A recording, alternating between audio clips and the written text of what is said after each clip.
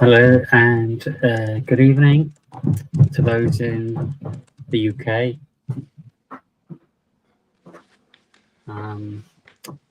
Sorry, there's a little bit of noise in the background there. But yeah, good evening to everyone. Welcome, welcome, Greg and Errol. Welcome to the stream. And for those in other countries, welcome, whatever time of day it is, welcome.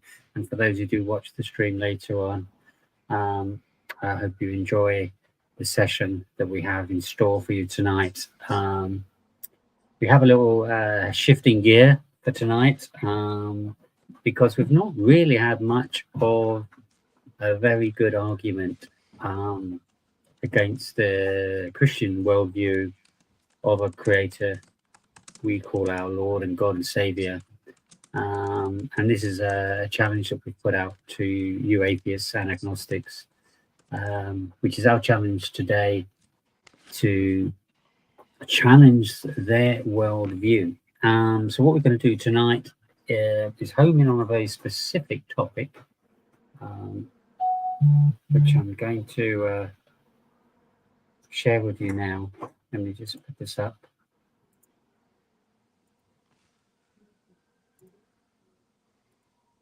And the question that I'm raising to people is very simply, in our first challenge, which was around the origin of life, I'm going to make it a little bit easier for you guys, and that is simply to say, can you explain the origin of the first cell, the first ever cell that started life?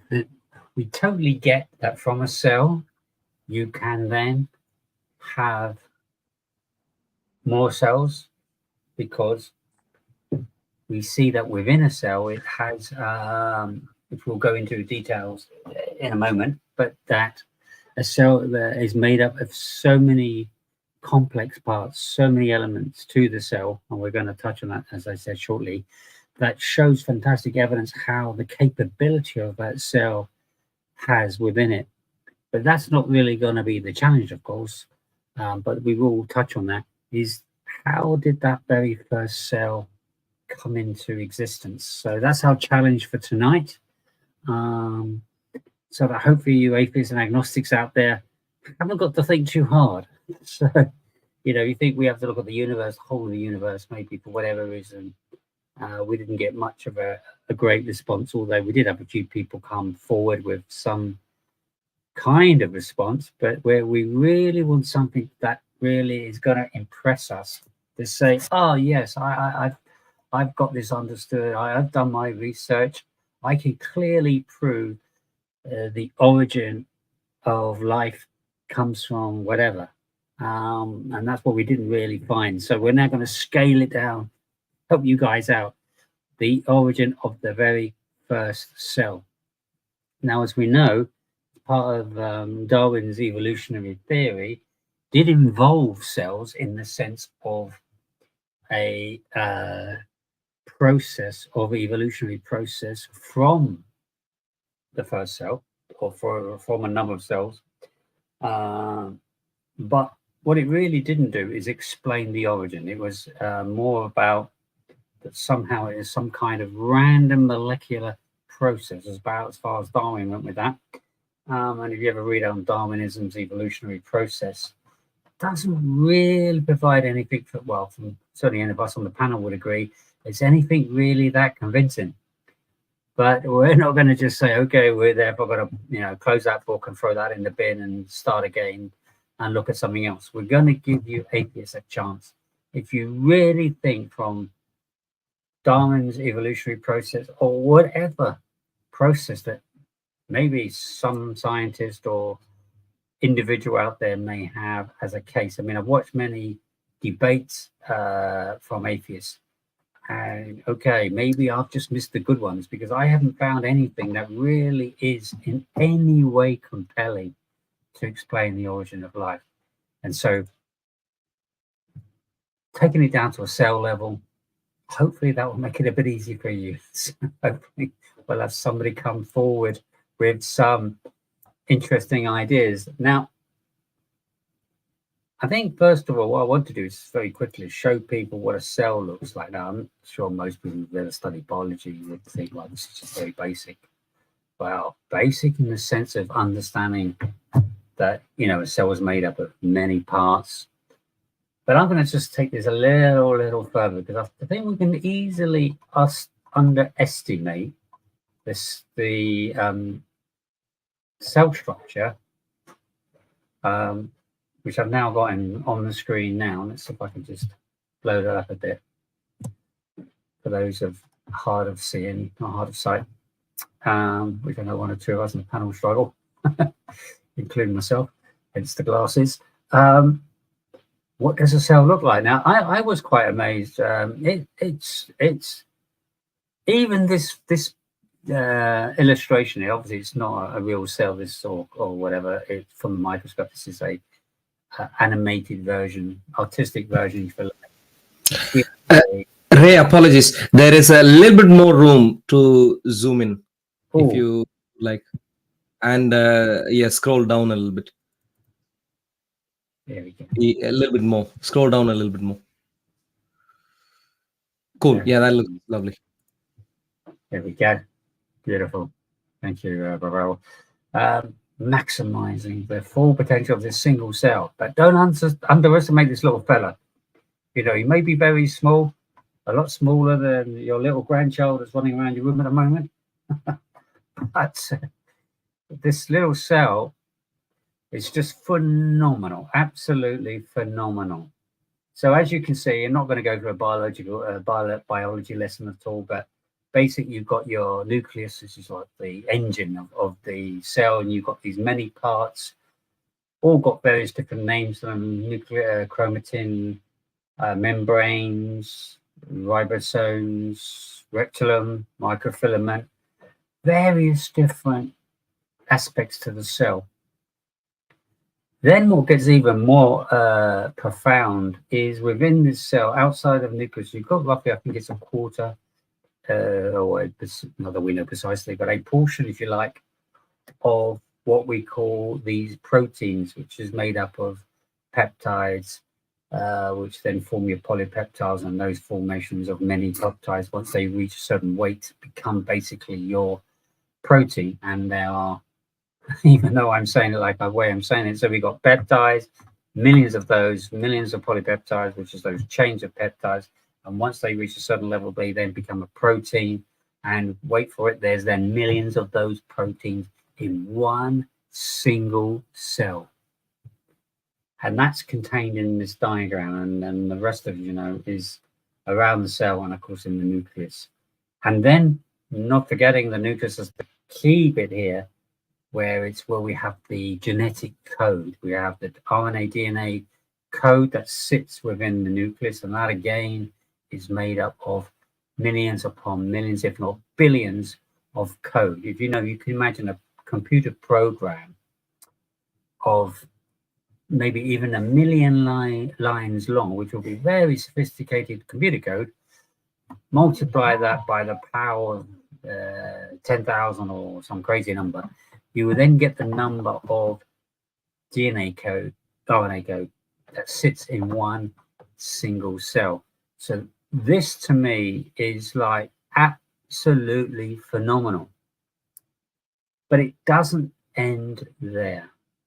Not only are we showing the incredible complexity of a single cell, which is going to beg the question for the very first cell that existed, the second piece, which is I think is the most phenomenal piece of all, and one that can easily be underestimated.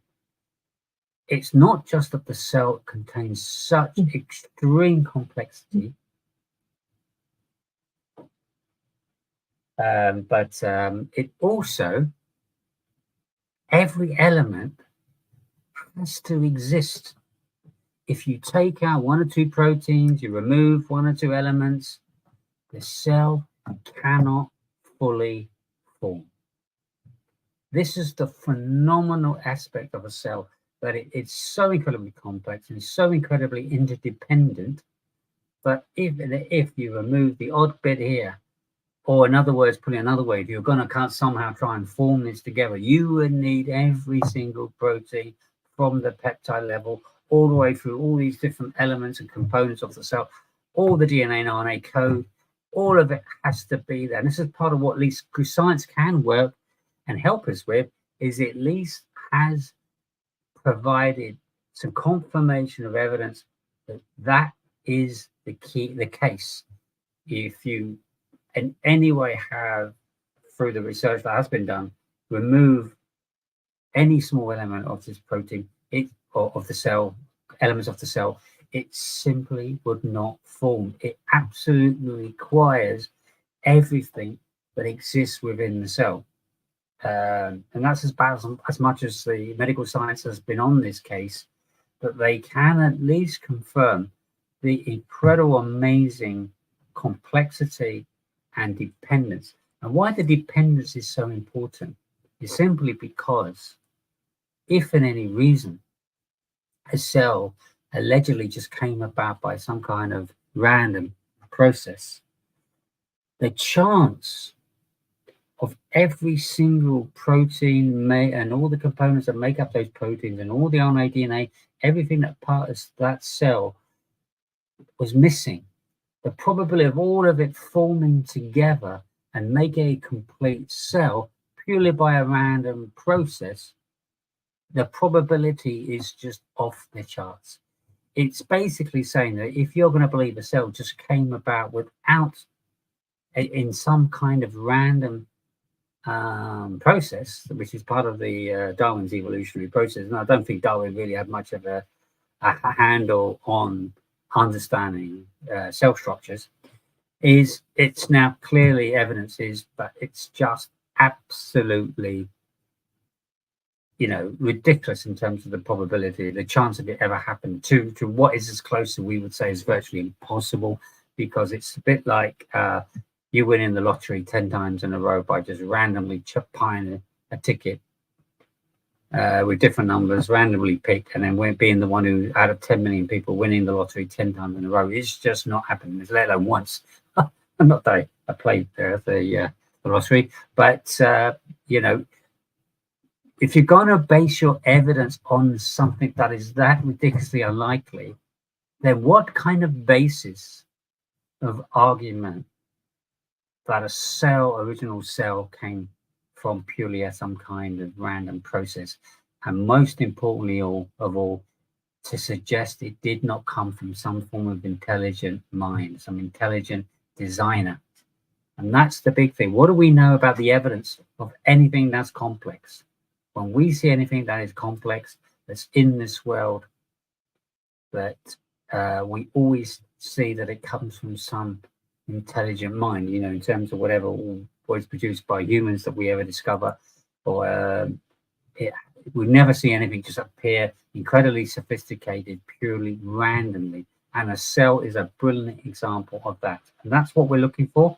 We're looking for, unless we somehow miss some fundamental or maybe some very new advanced discovery, that somehow a single cell life form can come without an intelligent mind, which we are obviously referring to now as Christians as what we believe is God. Connecting that to at the end of the day, to a designer, to an intelligent mind, is what our case is. If you atheists and agnostics out there have a different theory, or well, not ours as a theory, but if you have any kind of case that you've got where you believe that this amazing cell originates other than an intelligent mind, please come forward and let us know how you can come to that conclusion. What is your reasoning? What's your basis? Because we want to see if you can take up that challenge to prove to us the origin of a single cell from an atheist or agnostic perspective. So that's our challenge tonight. Hopefully that's a little easy for you guys. If the challenges have been a little bit too difficult for you, or a little bit too widespread in terms of the detail, we're going to home it into one single cell. So hopefully this will be a bit easy for you guys to be able to offer an explanation for this incredibly complex. I know for many people, even though they may have even studied biology, or for those who haven't, never would they have, or very few would have ever imagined just how incredibly, not only how, as I said, how super complex a cell is, but how incredibly dependent on all its parts, all the millions of proteins, all the millions of billions of DNA code, etc., all the other huge number of elements that are making up the cell, that all these are critical for a fully formed cell. And that's the key piece here, fully formed, not partially formed, because if it's partially formed, it simply would not operate. It will basically fail and die. So a living active cell needs all its parts intact and fully formed. And that is really the challenge.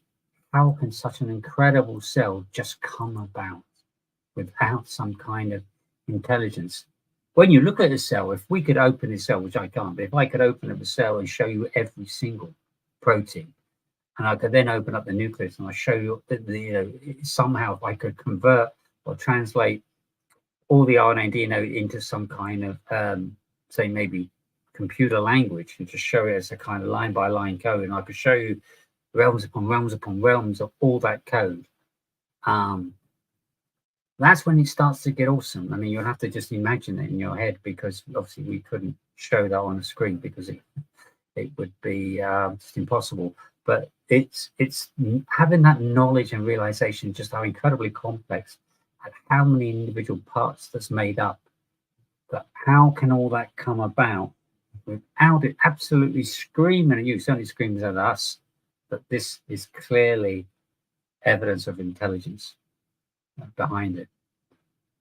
I mean, not only that, scientists to this day have not been able to provide or replicate one of these cells. Cannot, and they go into the lab, cannot create one, and that's never been achieved. That's part of some of the challenges that were put out there by one or two individuals. And of course, not only has it not been able to be created in the lab, they've never been able to fully explain how such a cell could come about in the first place, unless, of course, there was intelligence behind it. So scientists are completely baffled, unless one thing, you see. So this is where we have a different position, of course. As Christians, this does make sense, because we do believe it comes with intelligence, and that intelligence we have amazingly solid evidence of its existence, which we call God. Our God, creator, explains how he created the heavens and the earth. He created all that we see on this earth, and of course, and then is a creator that is awesome in power and in intelligence. For a creator of that level, of course, it's quite understandable, but with that level of intelligence, that's what would justify and explain such a complex cell. It needs to come from some incredibly supernatural intelligence, way and over and above any possible human or any other living creature that we are aware of. That's has to be far superior. And of course, on our evening channels on Fridays, we go into that particular belief that we have, that we are completely convinced of. That creator God is the God of the Bible, the Christian God that we believe in, and the evidence of supporting that belief in that God, of course, is covered on a Friday. So those who want to challenge that perspective, you're welcome on a Friday, because here tonight we're looking at it from an atheist and agnostic position, and we do welcome. I don't think anyone has joined just yet. Not sure the reason, but usually we have somebody joining about now. But maybe it's been a very lovely sunny day. Maybe a lot of people are out, haven't got back home yet. So we'll give it a bit more time, but welcome anyone to join the stream to just even take up this very simple challenge of the origin of the very first cell. Yeah, just to inform everyone who wants to join, it's the link is at the top of the live chat. Should be at the top of the live chat. Anyone who dares to join, you can click on the link and show up here. But we're not talking about daring to ramble on. We're talking about daring to challenge. I know people such as say, "I hate everything." When if you want to join, you need to respect grammatical rules. All the punctuations and so on. Full stop, comma, semicolon. So non-stop just spewing out words doesn't make a good argument. You need to stop at times, and you need to allow others to uh, you know respond and so on. Arul, that's a ridiculous statement. I hate everything. I hate everything who is a scientist who says, give it enough time to mutate and evolve. It can be as big as an elephant and as small as an ant. This is the elephant in the room. So there's a quote. Your inability to understand science isn't valid argument against it. So, Ray, is this cell theology or is this cell science? So far, what you have been describing is it was this part of a Christian theology, Ray? These guys. Is that a theological cell, Ray? If so, what part of it came first?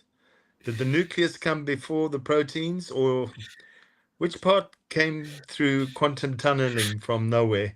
Was this from the Big Bang? Okay, so I'm looking forward to I Hate Everything joining Ray to put you in your place and show you what science is. Yes. Oh, have we missed some clear, obvious explanation? That's just defining how this could all come about, other than by intelligent design. Yeah. In fact, we do have somebody who is just partially joined. There is looks like a connection issue at the moment. Noah. I think that name does ring a bell. I think Noah's been with us for. Please, Noah, just remind us in the private chat what your worldview is. Noah is our friend. Noah is our friend who is a former Muslim who still uses expressions such as Alhamdulillah and so on, but he's not a Muslim. Not a Muslim anymore, and he's exploring Christianity. Okay. Happy to welcome, Noah. bring you on, Noah, but at the moment I can't do so because there appears to be a connection issue. Oh, here we go. I think we have that. Yep, you're now live, Noah. Welcome to the stream. How are you? He is disconnected now. Oh, that was quick. I'm not sure what I said there, but that was the quickest live appearance. 2 seconds. Maybe it's a connection issue. He was having some issues earlier.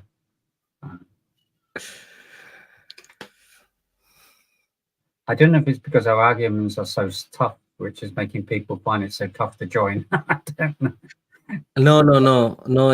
No, brother Ray. I hate everything. And whoever else would like to, I'm sure they'd be able to give a quick explanation. It's all hiding in the billions of years, Indeed. It's the ages gap. I can't believe how these atheists. I mean, so some people are sensible. You can be temporarily an agnostic or an atheist of some sort. But people such as I hate everything are professionally confused people who can't string together. What do I like? What I like, apart from the crazy title, but then maybe there's a crazy man behind it. But his slurs on individuals, including myself, it's quite laughable that he would love to keep making these comments, but he has provided absolutely no substance and I don't know what the word is, but has not even had the courage to come on and even defend, as if he's got all this knowledge. He's trying to claim that he knows stuff, I want to challenge you. I hate everything. I got a feeling you don't know anything. So how about you proving us wrong? How about you proving to us you actually know something apart from being able to throw slurs at people? There's a bit more to you than that, and you do have some evidence to explain a few things. That would be good. Brother, but I must warn you, don't provoke I hate everything. You would receive a verbal diarrhea coming your way. Please don't provoke him.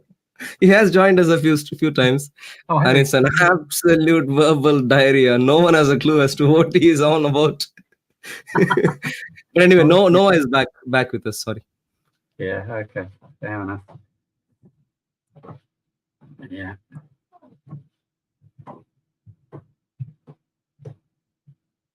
Yes, that's right. I hate everything. We have provide fantastic evidence of an amazing complex cell, and we are making a very strong case that we feel is hard to, if not impossible, to argue against, that it comes from clear evidence of intelligence. If you look at anything in the world that is incredibly complex, that was made or whatever, it doesn't just appear, it comes from some intelligence behind it. And we can't have anything any more sophisticated or intelligent than a cell in terms of its sophistication, which is what we're illustrating here. And yet, why would you believe that this is not from intelligence? Screams intelligent design, as far as I'm concerned. And in fact, the scientists agree, because they can't even come up with one. They can't, with all their efforts, all their technology, and all what they've got now in their labs. I mean, science has advanced hugely over the years, and yet they haven't got a clue how to create a cell. Too complex for them, especially when, as I said, the dependency. We don't. It's not about just chucking a million things and throwing them in some casserole and just cooking it up and it works. This has to have every single element, every single component, every single protein, all the way down from peptide level, all the DNA, RNA, you name it.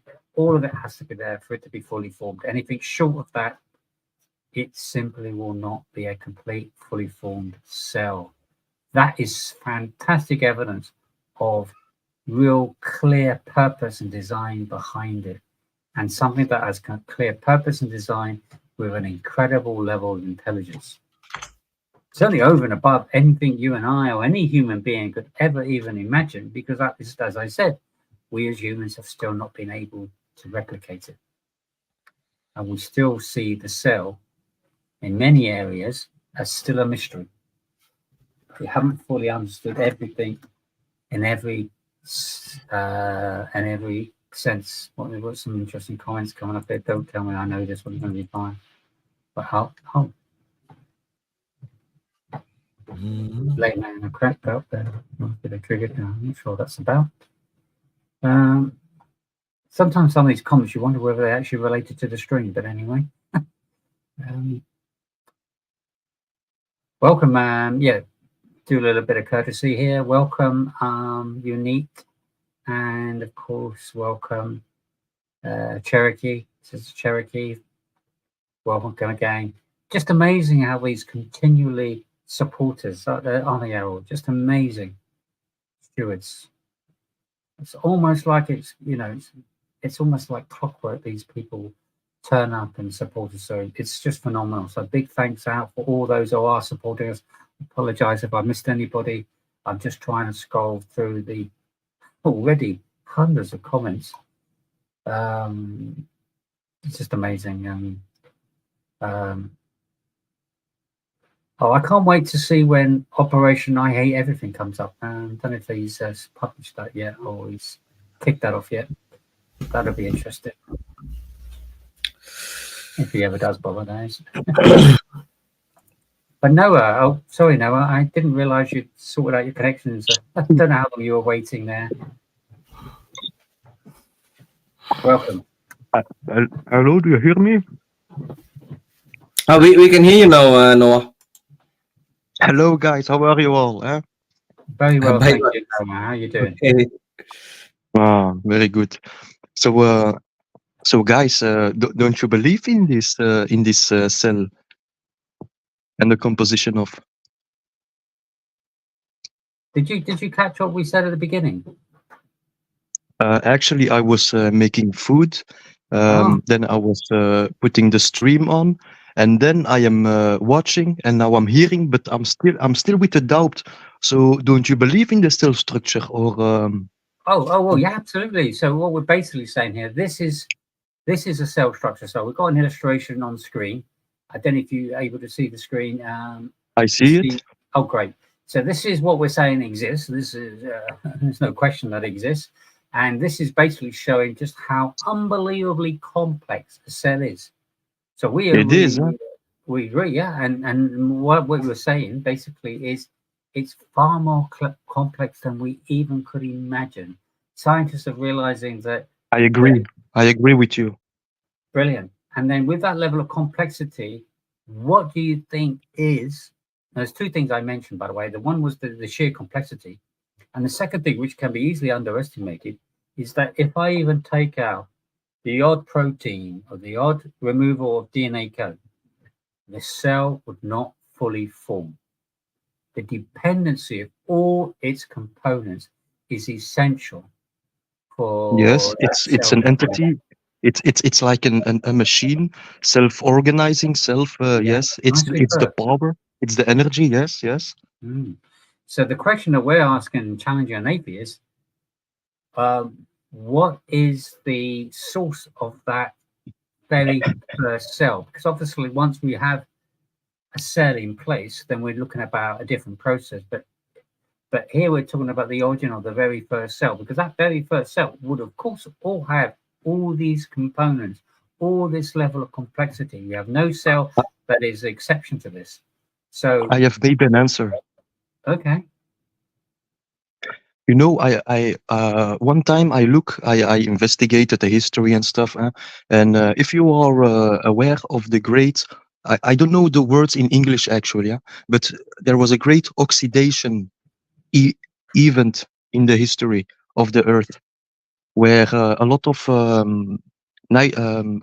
oxygen, O2, was produced by the plants and the algae in the sea. Yes. And there is also a theory in science, and they call it, in Dutch we call it something like endosymbiose theory. Endosymbiose.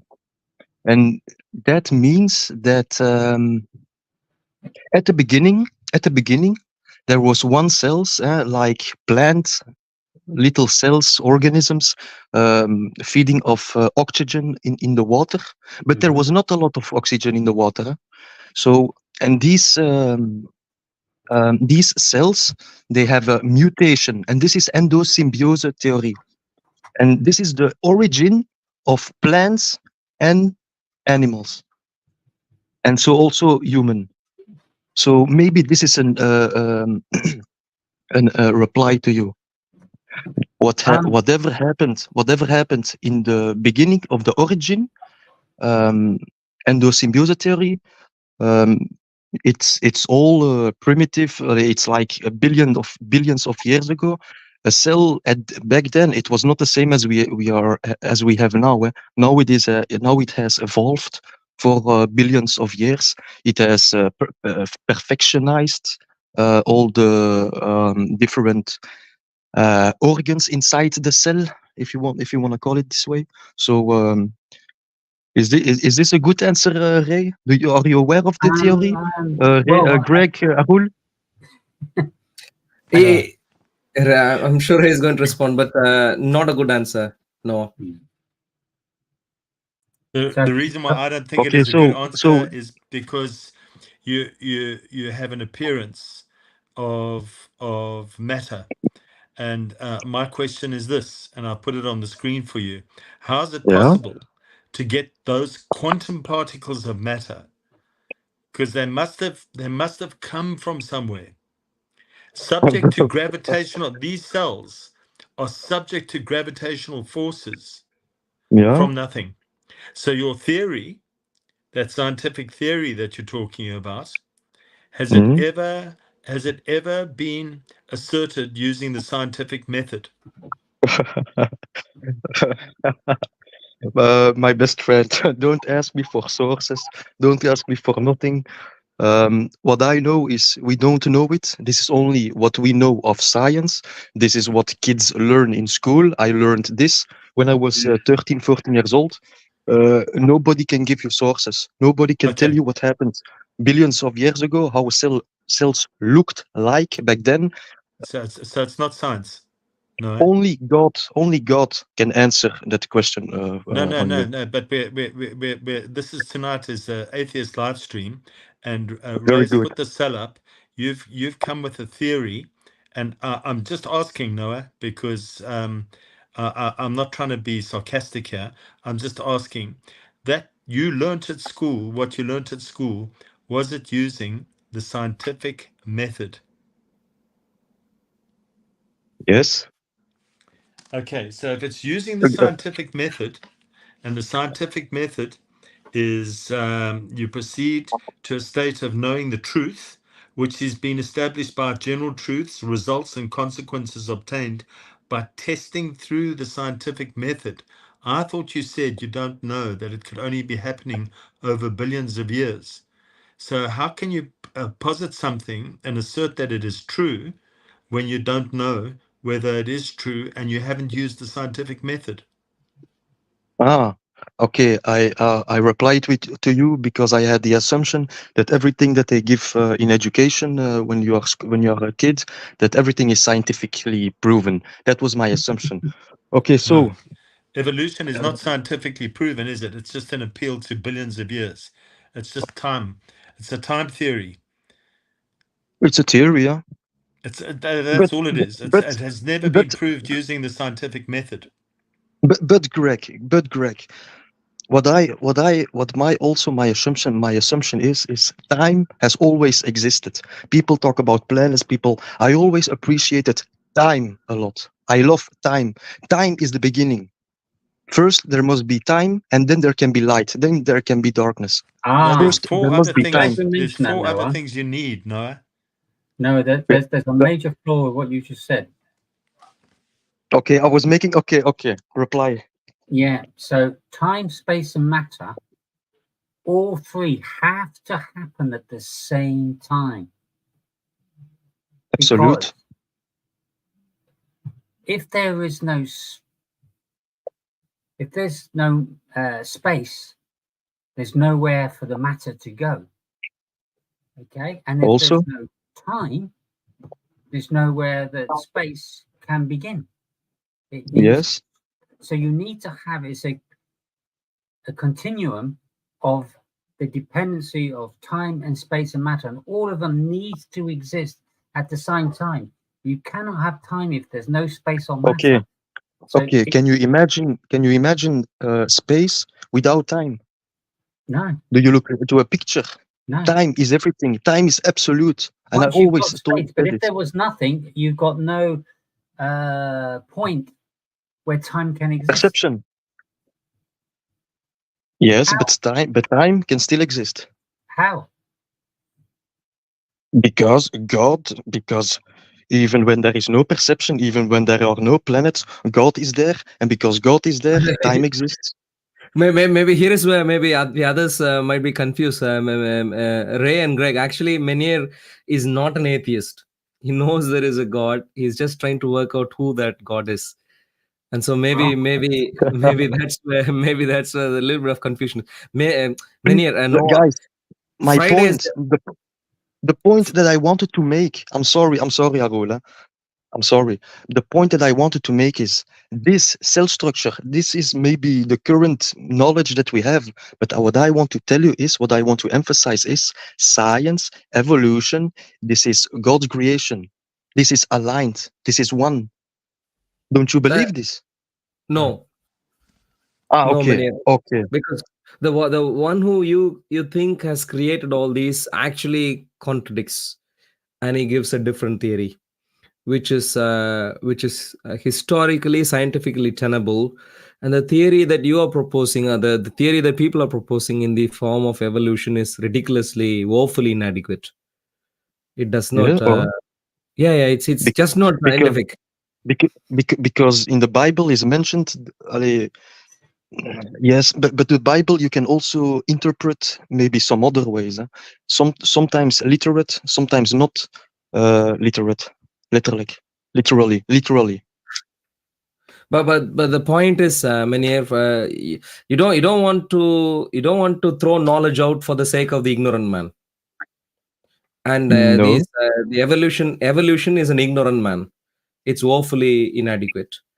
Evolution, it's a theory. but it's a theory which doesn't bring in any scientific facts. It's a theory which is hanging in air with no science to back it up. Only civilized people were able to only when people started to manufacture stone into weaponry, and when man started to become civilized, became more human instead of animal, then it all started. And yes, I forgot what I wanted to say. Noah, very simply, very simply, the simplest solution is maybe for you Friday is the best stream. I for some reason you keep joining in the wrong streams. Friday is the best, and I keep forgetting also. Friday is the best stream to understand the biblical worldview properly. We understand God of the Bible is a true God, and then we can work out how the creation happened. But even Allah in the Quran is the God that you the Muslims worship the same God as you worship the God. No, that's not the case. For me, you are one team. I told my nephew that we are all one team. Jews, Christians, and Muslims. We follow one God. Jews and Christians don't lie. Muslims lie. It clearly can't be the same team. But this is a topic between Wednesday and Friday, Noah. They're simply not part of the same team. Today we are really trying to establish that I hate everything doesn't just hate everything. He doesn't know everything also. That's what we're trying to. We're trying to focus on people such as I hate everything, and other similar people to find out if yeah. I think I hate everything is for a reason here. And Arul, I wanted to tell you something. Thanks a lot for the videos.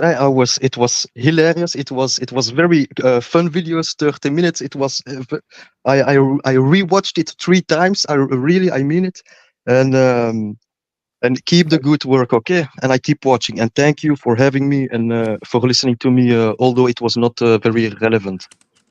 Yes, absolutely. Noah, please, Friday. Let's catch up Friday, or maybe let's catch up over Zoom.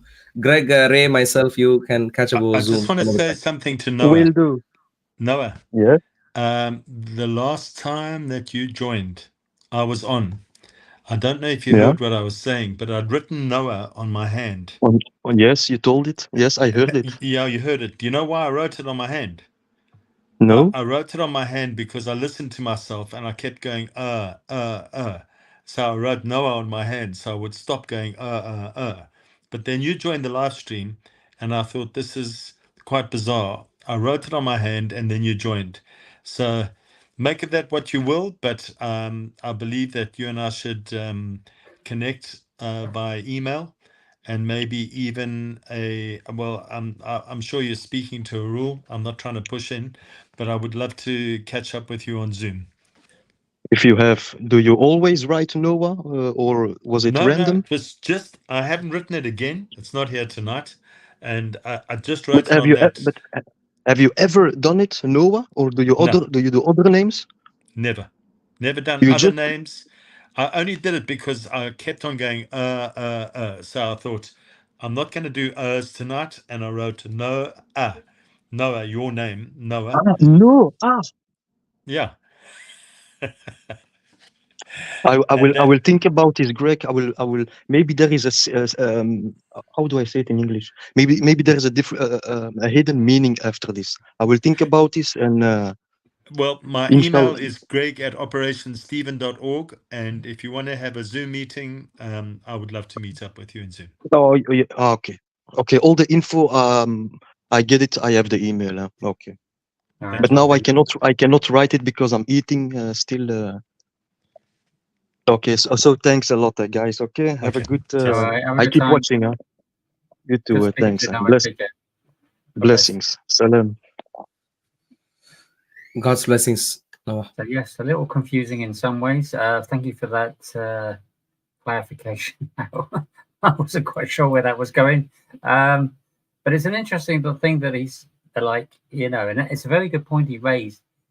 Things that are taught in school are not, because they're taught in school, an assumed fact.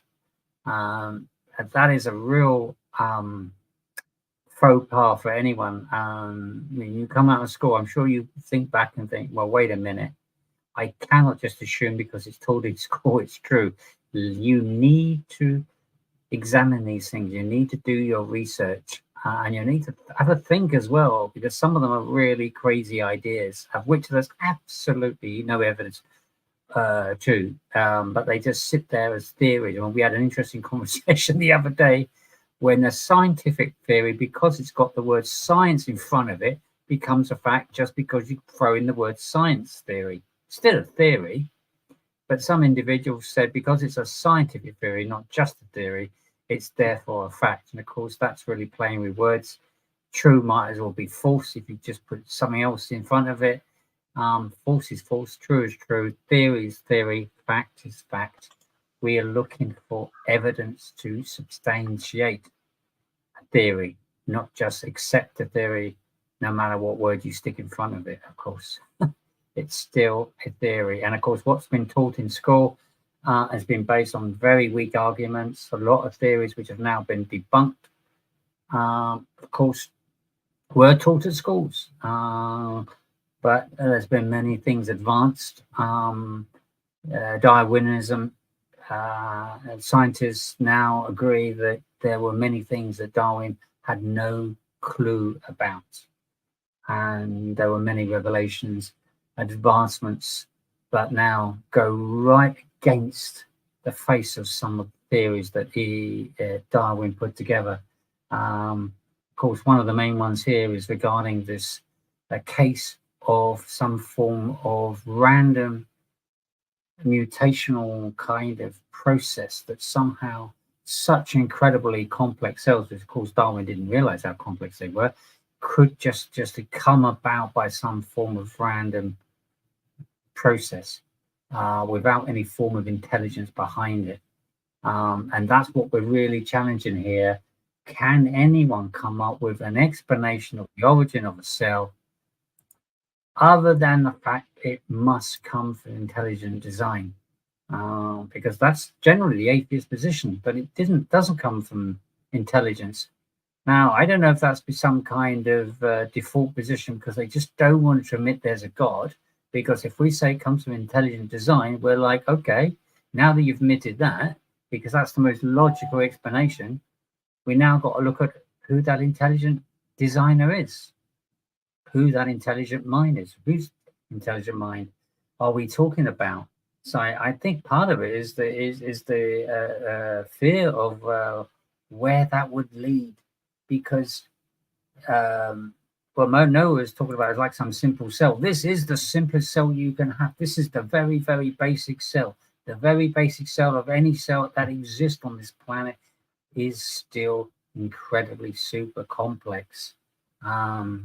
Even to create the most simplest of forms of life still require this level of sophistication in terms of the makeup of the cell. The reason why we know it is all the cells contain all this incredible complexity. And like I mentioned, this level of complexity is needed in order to be fully formed. You cannot take out a sub-level version of this and it will become a fully formed cell. That's the key to this. This is where the absolute evidence is that it's super complex at the very, very basic foundational level. So with that in mind, other than intelligent design, which is what we all believe, Please, atheists, if you're going to say to us there was no intelligent design behind it, as hard and far-fetched for us to accept, please come forward and explain it to us. Explain to how you can justify a non-intelligent design mind behind such an incredibly complex cell. I don't know anything on this planet that when we look at anything complex, doesn't come from something of intelligence, or from some either intelligence or from something that it itself is complex. Because obviously, if it's part of a process, like for example, you could build a robot. The robot itself could then have the ability to then build as well, and it could be that from one something that is super complex. And we see that in life. We see that cells with more cells form. We see how that creates a process to create a form of life, whether it's some animal or whatever it is. It always starts with some basic number of cells, and then it develops and grows. But it's all because of the complexity that's contained within it. If you take out that complexity, even a small amount of that complexity, it just simply wouldn't develop. So it's not the question isn't about how the cells go from a number of cells to a greater level to then form life as a form of creature. We're talking about the origin of the very first cell. And the reason why that is so significant is it doesn't have the advantage of having an intelligent design, or an intelligent complex cell to help it to be formed in the first place, because it's the very first one. And that's where the beauty of this, if there isn't that complex cell to aid it to be formed, what could be the source of the very first cell? What's something happening here in the chat? Yeah, so this is where, at least Lost Neuron, who's a lovely man, I had a conversation with him just in the previous stream. At least he's honest, he's not greatly knowledgeable. That's fine. Now it'll be lovely to see what the knowledgeable I hate everything has to say. You see, you don't have to argue on it. In other words, the I hate everything strategies you don't have to engage in a meaningful conversation. Just ramble on, say a few things, and it'll somehow, these statements would somehow form, like how many things somehow form life somehow. If you throw in a few words, somehow, you know what it is. It's another one of those mutated random processes. Nanu. So, Lost Neuron is here, but it'll be lovely for the atheist to give an explanation, defend. If you're truly scientists, are truly scientifically inclined, give proper explanation, and that is the point. So, Lost Neuron, we will add you to the stage, and welcome to Atheism and Agnosticism under Scrutiny. We are now week 19. How are you, Lost? How are you? Hey, you well? All good, Ray. All good, Arul. Hello, Greg. But did you? Nice seeing you. But did you see Ray's question? How are you lost? Is the question. Oh yes, I see what you're saying. Sorry about that, Lost. That was unfortunate. This is why commas are important. Anyway, all right. So I do agree with Ray making one statement that there are a lot of things that Darwin did not know about. So the Darwinian theory of evolution cannot be used to trace back or make any kind of statement about origin of life. Darwin only talked about macroevolution and microevolution. Sure. Which means the similarity in the species and the related species, and the natural selection and the survivability of it. For instance, whether you talk about peacock, or whether you talk about the traditional chicken, or whether you talk about turkey, or whether you talk about dodo, these are all come from the same family of birds. Right? They're all chicken. in a sense. Okay, if you take a look, take a deeper look and dissect them and examine their biological structure, bone structure, pretty much everything, you'll find that the way those creatures are, they're inherently similar. Their DNA closely resembles to each other more than it does with the other birds. A small percentage, but that proves them they are from the same family. And so is your house cat, so is a tiger, a lion, and the extant saber-toothed tiger. They all belong to the family of felines, right? The canines are essentially different from felines. So Darwin talks about the diversion of these such species. Darwin, however, Darwinian theory of evolution will effectively fail to make a connection between a plant and a mammal. That's not what Darwin's argument is. No, I agree, Loss. So my only point of bringing him up was just that in his theory, as much as that's really where he's concentrated on, he has made remarks in terms of putting into his theory that there was a brief mention or a level of explanation to its origin. And what I read was that Darwin did say that they, as to at least put on record that the origin itself was a random sort of mutational process, and through that process he then developed what you would say is this whole species evolution through micro, macro species. But he did at least bring or allude to that it started from a and that's the piece I'm focusing on, not the evolutionary process itself, because that's post origin. I'm looking at the very origin, and unfortunately the problem with that is many have taken that original point of a random mutational process as a given fact, as the origin of life. So in this case, the origin of the first cell came about from some form of evolutionary random mutational process. It's that what we're questioning, the origin of that first cell. We're talking the branch of science or the hypothesis that's basically known as the abiogenesis today, right? That's what we're talking about. Yeah. So what we're talking about, well, not necessarily. We're just saying whatever's out there that can explain the origin of the very first cell. That's what our challenge is. What is the origin of the first cell? Is it? Well, unfortunately, we don't know. Yeah. I mean, at least I have no clear idea about it. Here's an interesting point then. The challenge is, if you do not know, and that's very honest of you, and I think most people would agree that doesn't believe in an intelligent mind or designer behind it, and just without that, they really do not have anything solid. It is just a case that they just either admit they just do not know, but give it billions of years, we'll one day find out. That's one way they get around it.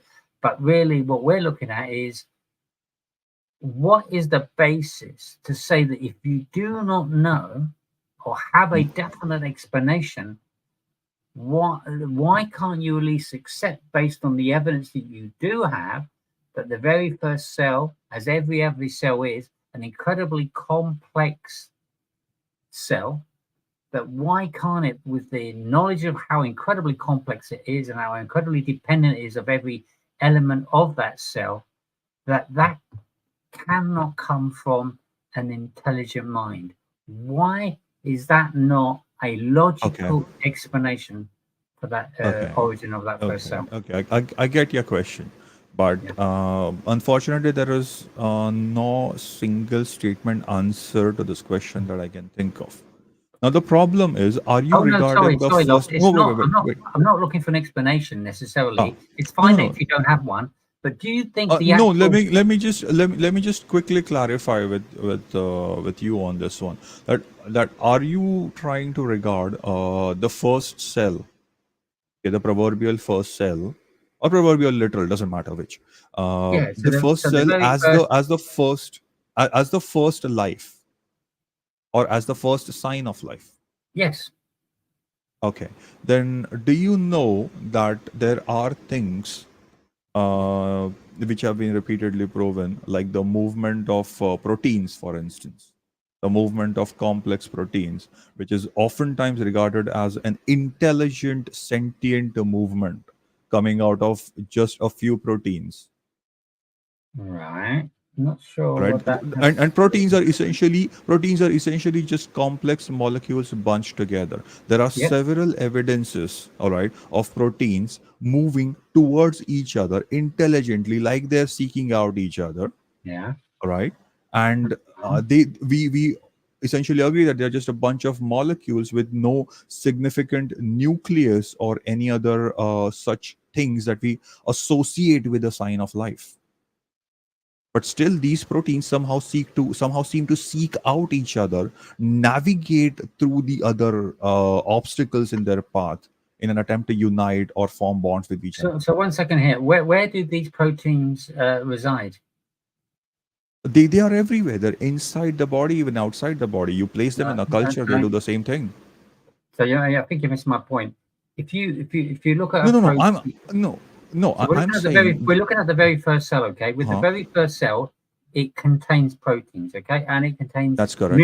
millions of proteins, from a That's correct. basic formation of peptides to polypeptides to chains that then form at a certain level to then be called what we classify as a protein. And of that protein, there are millions of them. That's correct. Some of them also are correct. outside of the nucleus. Some of them are within the nucleus. They're all over the cell, and I'm sure there's lots going on between them. There's a lot of activity going on. But my point is, what is the origin of that first cell, not the activity within the cell? We know there is a lot of activity in the cell. It is incredibly super complex cell that has amazing components, all of which are dependable. And yes, there will be some evidence of some activity going on within the cell. The code itself is obviously not just sitting there, it's doing something. It has a purpose.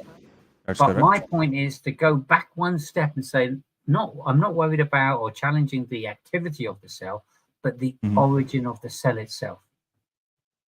Again, it's the same problem. We simply don't know where it came from. We do not know I get enough that. in I that get regard. that. That's fine. I accept that. That's a very good answer.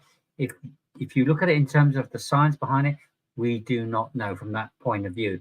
But if we use our logic, if you like, we logically look at this. When you look at anything, when you just take off the scientific hat off for a second, because this is a part of science that doesn't have an answer. I mean, obviously, science doesn't have an answer in loads of things, and it's starting to slowly accept the science isn't a science of all things. It's a science within the limitations it has. But for this, if we just look at it just purely from a human standpoint, just looking in, if you like, from outside, looking into a cell and said, okay, if we see anything super complex, what is the conclusion we would normally draw? The only conclusion that I can draw is we need to study further to understand it. No, definitely not. I think you've got to be a bit more honest, Lost. If you see anything, we did not know. We did not know for eons. We did not know the orbits of the planets. What we do and how know, they function. We did not know about gravity. We did not know about a lot of stuff. That's fine. Human curiosity got best of us. You're missing my point here, Lost. You got to just focus on this piece that I'm trying to explain. All I'm saying to you is, where we have cases where we see something super complex, say it comes from man, with like a laptop or whatever it may be, anything that we see that was made, every single case, it comes from an intelligent mind. It doesn't just happen. It doesn't matter how many years you put on it. A laptop is not going to appear in front of you if you've got a piece of paper and just leave it over billions of years. It's never going to turn into a laptop. Everything we know that's been made is because an intelligent design has been behind it. We don't have examples of anything that has just randomly come together without an intelligence that we could explain.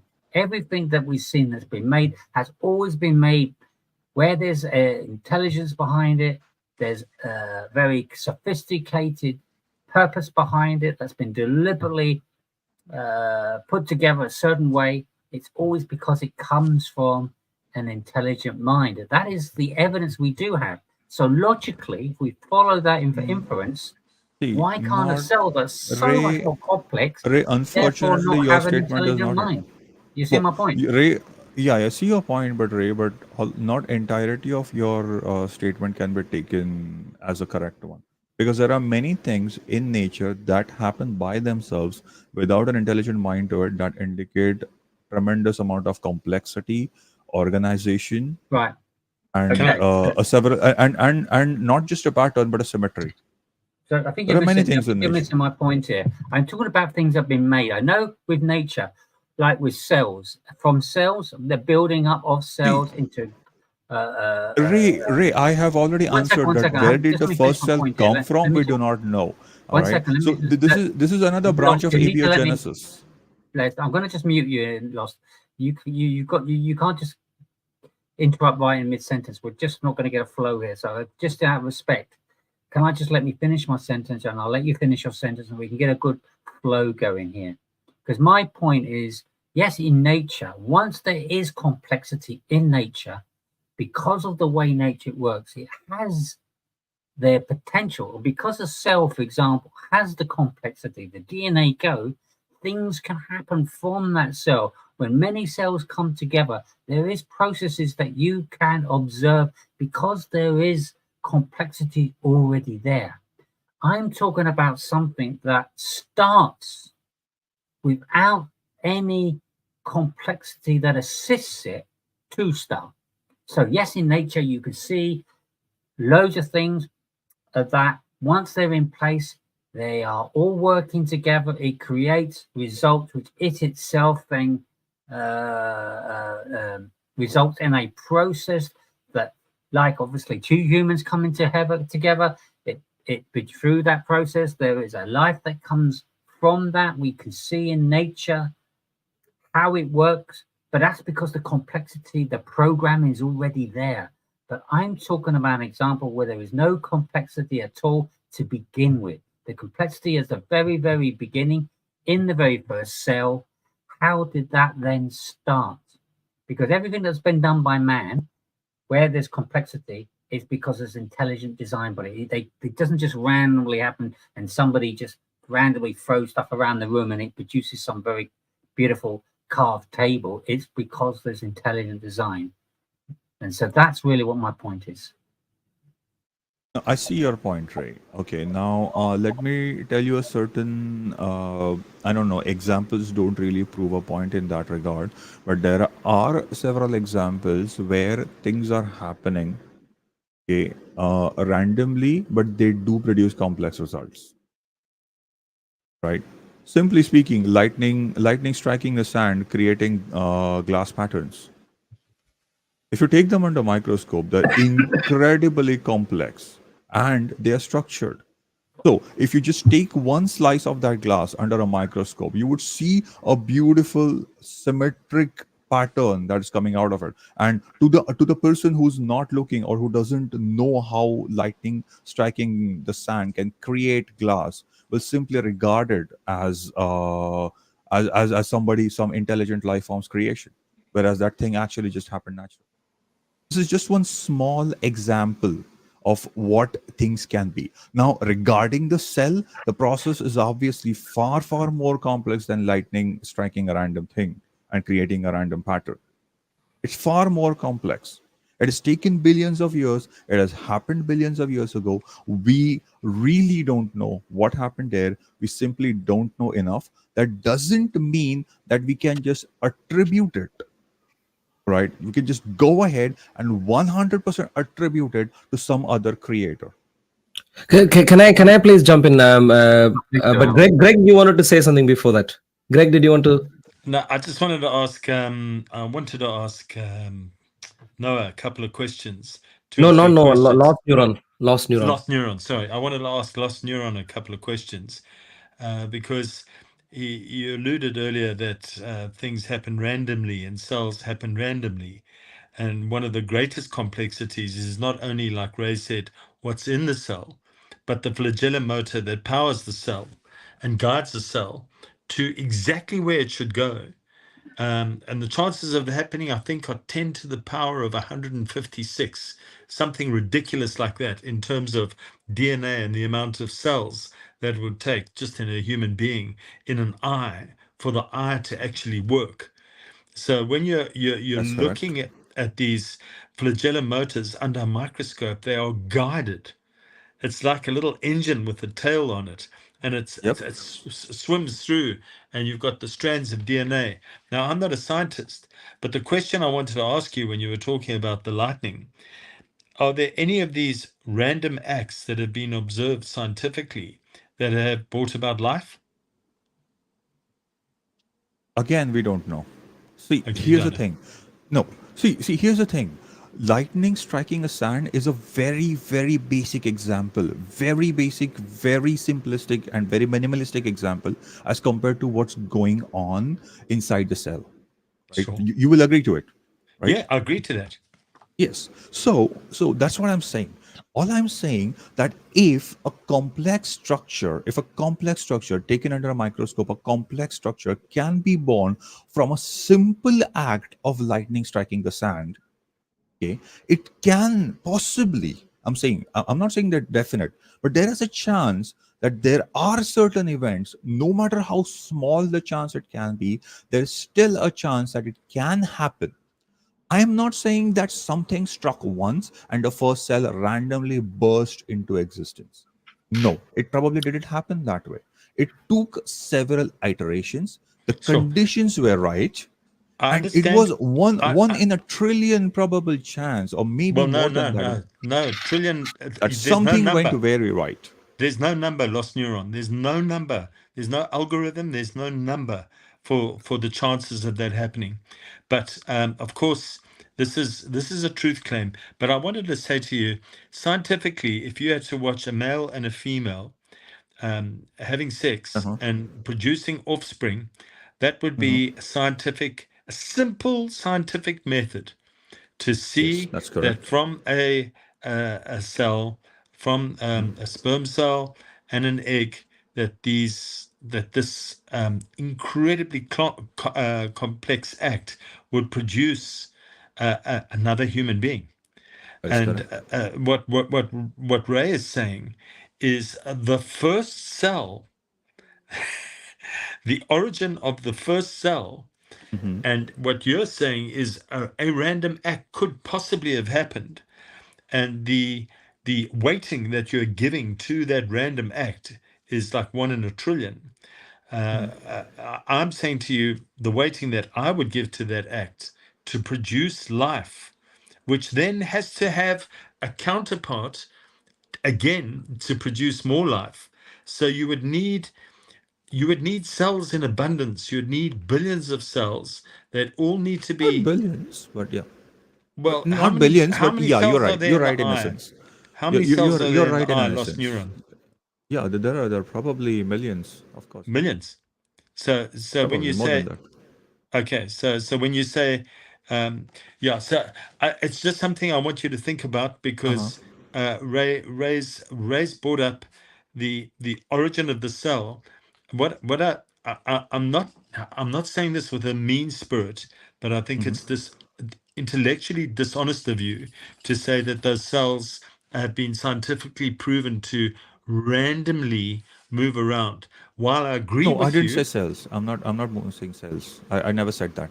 What I did you said say? about proteins. I said Proteins. that there are several proteins that are like moving, that they can be guided towards one another. You're right. And you're right. Proteins. There are proteins that do move around, but they have to get through the membrane of the cell and through another membrane for those cells to be able to multiply.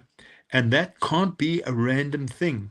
No matter what you do, no matter what experiments been undertaken, it has never been scientifically, even in a simple sense, it has never ever been scientifically proven using the scientific method, repeating the experiment. It has never ever been experimented, never ever been proven.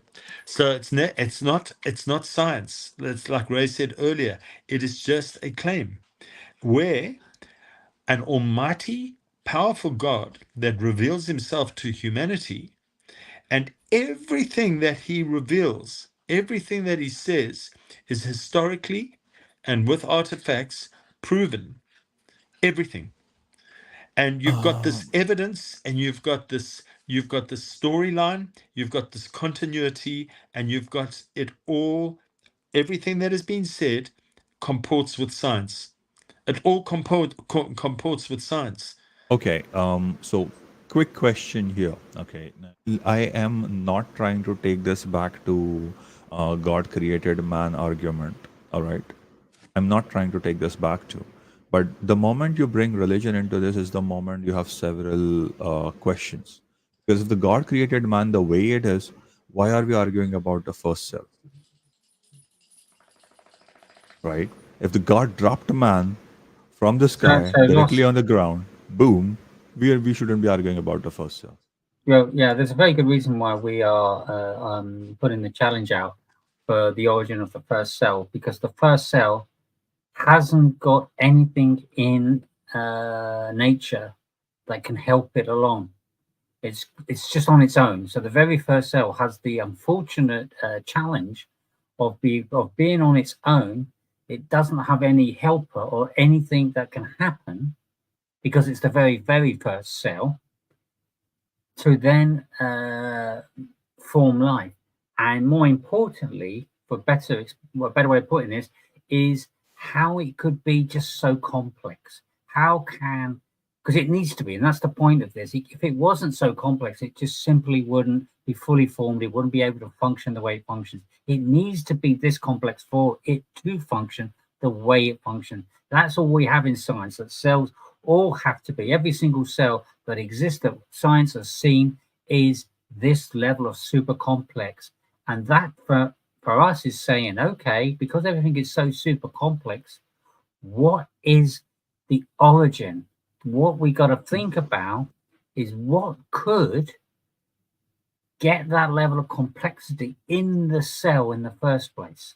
If you think about, say a cell was just empty and it had to be this complex, if you think about just random things working around in the space, somehow it's, the probability, and even if you throw billions of years, it's really not going to do you any good, because it doesn't matter how many billions of years, this is so unbelievably complex that randomness is just simply not an option. It's not a logical, sensible explanation. It doesn't matter how many years you throw at it, what you will get is a very incomplete, unformed cell at best, let alone a cell at all. So if we know by all the evidence we have out there, anything complex that starts from a very beginning of its existence is because it came from something of intelligent. There's an intelligent mind behind it. That's what we are saying. That's the most logical. Even if you can't say you can't prove it, you should at least say the way that cells are, the way we see everything around us, there has got to be an intelligent designer behind it, an intelligent mind behind it. That's the most logical conclusion you can make on that basis. And that's why we're saying, how can you challenge a case where you're saying that there is no intelligent mind behind something this incredibly complex? Okay, I never disputed that in the first place. We have already been through where my personal idea is that the first draft of the universe was essentially conceived by some or the other universe, some or the other being. Okay, whether you call it God or whether you call it some extra dimensional being, or whether you call it anything else in otherworldly existence, whatever you may choose to call it. That's my personal belief. That has always been my personal belief. Definitely not the universe that we see today, but definitely the first draft, yes. Now, coming back to the design of the first cell, or you would call it, okay, I completely fail to see why you would even put forward this challenge, is because this is the part of abiogenesis, and abiogenesis is a theory. It's a scientific theory, no less. But according to your own beliefs, a theory cannot be proven. Therefore, the first design of the first cell, being intelligent or not, is also brought under the same question. Here's the problem with this argument, Noah. Lost Neuron. Is with the way you look at it. If we have a scientific theory that an atheist is putting forward, okay, and that idea or claim is a very, very, let's for the argument's sake, loose theory which cannot be truly substantiated. What is actually even more significant is whether that theory is even plausible. If we're saying that you can go by a theory that just throws billions of years at something, but somehow from nothing, or this is the key bit, from null intelligence, to then have with the very first cell to create life containing this level of needed essential complexity, it for me just is absurd. I mean, anybody, if you're a betting man and said, I'm going to go down the betting office, I'm going to bet that this fantastic and incredibly complex cell that's so dependent on everything that's contained within it simply came about by some unbelievable random process over billions of years, I wouldn't be putting a penny on that, because it's just so ridiculously absurd and it has no real foundation. Nothing we see in the world that just randomly exists, in terms of when you say lightning or when it's raining itself, just because it's raining, doesn't start to create life. But that's correct. Within it, when it starts mixing with stuff, there's things happening because there's complexity and there is all that design already there in place to utilize that. Not necessarily. It's a very, very different proposition. We are talking about something where there is no intelligence behind it, somehow can form this incredibly intelligent cell. That is just so incredibly ridiculous, absurd, if you like, because it's so, and this is what we're starting to realize, that the scientists are starting to say the probability of this, when you calculate it out, is just as good as impossible. So that is a very, very, therefore, by default, a very, very weak argument. An intelligent design is much more sensible as a logical argument, because intelligence has a reason why it can produce something complex. We don't see anything complex produced by something that hasn't got intelligence in some way, shape, or form. So that is therefore the most logical thing. And the reason why that's so important is that once we start realizing that it clearly is the more logical solution, we need to say, okay, is there anything intelligent out there that can explain it? So that would be like the next natural step. Okay. See, Ray, there are. I have been out in the. Okay, Earl, you wanted to say something before we? Yeah. Sorry. Just to keep things focused, otherwise it seems like it's just to keep things focused. Lost Neuron. So essentially, can we agree that nothing that we know of so far, scientifically speaking, can help us remotely suggest how this cell could come together? Yeah, that is correct. Which means, very simply, to give any suggestion for the origin of the first cell, we are really not presenting a scientific case, because there is nothing scientific. Merely either a fantasy, fabrication, or a conjecture. Nothing more than that. Exactly. And so we are on the same page already. So for anyone like I hate everything, or whoever else is thinking that this is an entirely scientific field, to suggest that this came about without a god is speculative. fantasy, 50-50. like you No, you rightly said, and so on. 50-50. Again, Arul. We don't know. All right, Arul and Ray, both of you. We don't know. That doesn't necessarily mean evidence of the absence of evidence to support one side doesn't automatically prove the other.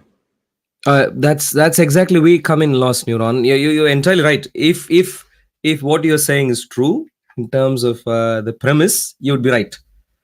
If there is lack of evidence, then we can't just go ahead and present one side as the more plausible explanation and so on.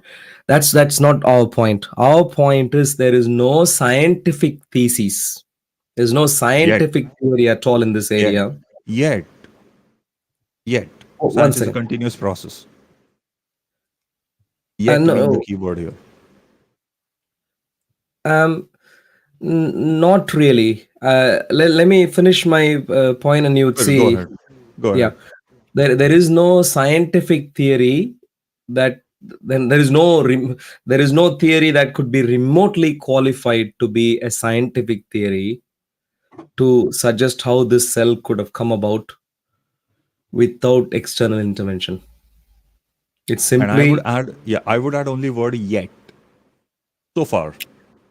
Sure, yet. So far. But thankfully, what we know of is that science is not the only domain through which we acquire knowledge. And by science, I mean the way the word science is used today. That's not the only domain by which only source of information. Okay. Enlighten me on this. What do you mean the way science word is used today?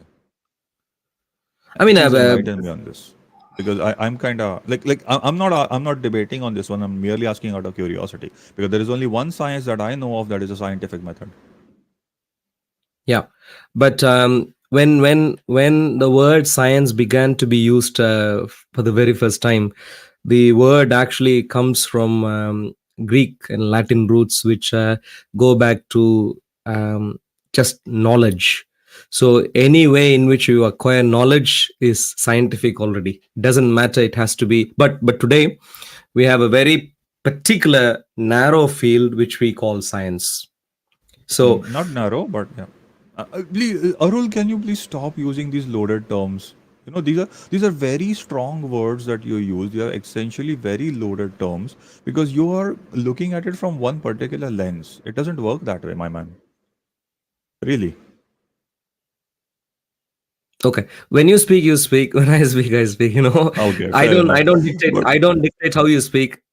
Neither should you. You can say I agree with the conclusion, or I don't agree with the conclusion. That's up to you. For some reason, these atheists, including you, and this is why I saw you making some very ridiculous, very pejorative comments even last stream. I don't know where that came from at all. And so please, I'd like to respect you. You speak, you say what you want to say in your own words. We say what you want. I say what I want to say in my own words. Please don't dictate terms as to how I speak and how I don't speak. Absolutely. Sure. So the point is, so if we go with today's, what you refer to as the scientific method, that being the sort of the idea of science. Very simply, my point is there are other avenues by which we can acquire knowledge. History, witness accounts. There are various other avenues by which we can acquire knowledge. To insist that only science, as it is known today, only science has to provide information without which we are clueless, is what is in philosophical terms called scientism. It's absolutely ridiculous, and it really undermines every other field of quest for knowledge. And so the point very simply is, yes, you are right. So far we haven't got, and you wanted to add we haven't got any information at all to explain this, and you wanted to add the yet part. But interestingly, in the other fields of inquiry, we do have information. And that is where, when we use history, we have enough information to suggest that there is a God and he is of a particular nature, and so on, and he clearly is well qualified to be God, and he claims to be so, and he demonstrates consistent with his claim and that sort of stuff. So you are right, yet we don't know by way of scientific methodology, but we do know by way of history. So that is where we need to be open enough to allow history to inform us, and that is where we bring in God. So I saw multiple people in the live chat suggesting, hey, so you can't explain, therefore you say God. No, that's ridiculous. No one actually suggests that at all remotely. This is a caricaturing by people who don't want to listen to the details of the argument. I'm not saying Lost Neuron, you did that. I saw some other people did that in the chat. It is important to understand, number one, to claim that this came from nothing or pre-cell to cell happened without an external sentient being's intervention is unscientific. So you asked the question you lost on earlier. Remember, if you believe in a God, why are you even talking about this? We are talking about this so our atheist friends would understand and appreciate. No, the question was satire. The question was satire. Fair enough. Oh, okay. Satire. Okay. I don't know why. The question was, it was rhetorical. It was kind of satirical. So it doesn't matter. I do understand the deeper meaning behind it. Yeah. The meaning is very simply for anyone who claims that this has come about without an external sentient being's input to demonstrate that their idea is a mere wild belief, a fictional belief, a mythical belief, nothing scientific about that. Although all day long they'd like to present themselves as some sort of, scientific people, as if they speak science everywhere and so on. And so that is first point. And the second point is, okay, science can't help us so far yet, like you said, but history can. And that's where God comes in. Historically, we have experience of God to be able to demonstrate who God is, and to demonstrate the existence of God, to demonstrate the identity of God, and to demonstrate his capacity to essentially bring him into the picture. Those are the two sides of the argument. Right. Now, yeah, fine. So there are multiple things to unpack here. So I may miss out a couple of points and address. So there are multiple points that you made, Arul. I'm sorry, I'll have to take a little bit more time with this, but I'll try to be as quick as I can about this. Go in reverse, okay? Like you said, the other avenues of knowledge, like history, or the witness accounts, or the many other things, philosophy, theology. They can lead us, either they can show us the path, or they can give us the certain answers directly, or they can at least hint you, to say the least, towards what other avenues of knowledge or what other forms of knowledge there may be. Right? Fair enough. But here's a problem with that. And the problem with that is that the history also needs to be corroborated. Right? So that already falls under the scientific method. Why do you, for instance, like we know that Jesus Christ is one of the most documented historical figure in the known history, is because that even the Jewish people who were supposed to reject the incarnation of God, who reject Jesus as the incarnation of God, are still writing about him. Right? They wrote about it. So the accounts of history are corroborated from multiple sources, and that already falls under the scientific method. Not entirely. I don't know what your point is right now. If your point is about science, I'm not. My point is never about scientism. Scientism is really a pain in my ass. But never mind. Never mind about that. What I'm pointing towards is, Arul, that there are several avenues of knowledge that are not far from science, or can even be regarded as a sister branches of science in that regard, because they, some or the other way, rely on corroboration and repeatedly testing a hypothesis against certain conditions. And when a hypothesis or an experiment tested repeatedly by multiple sources under multiple conditions tend to yield the same or a similar result, which can be sufficiently explained, then that is the scientific idea. Then that's a scientific method.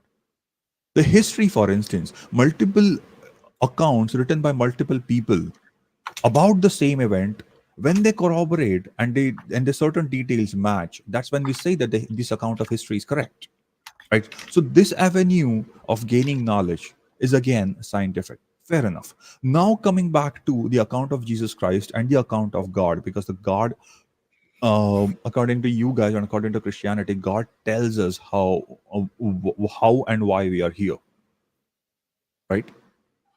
Somewhere along those lines, because at least God tells us that he created us. Fair enough, no problem with that. Now Jesus, in all of his life, demonstrated multiple miracles, right? But the power of creation was something that he did not demonstrate, not directly. Fair enough, no problem.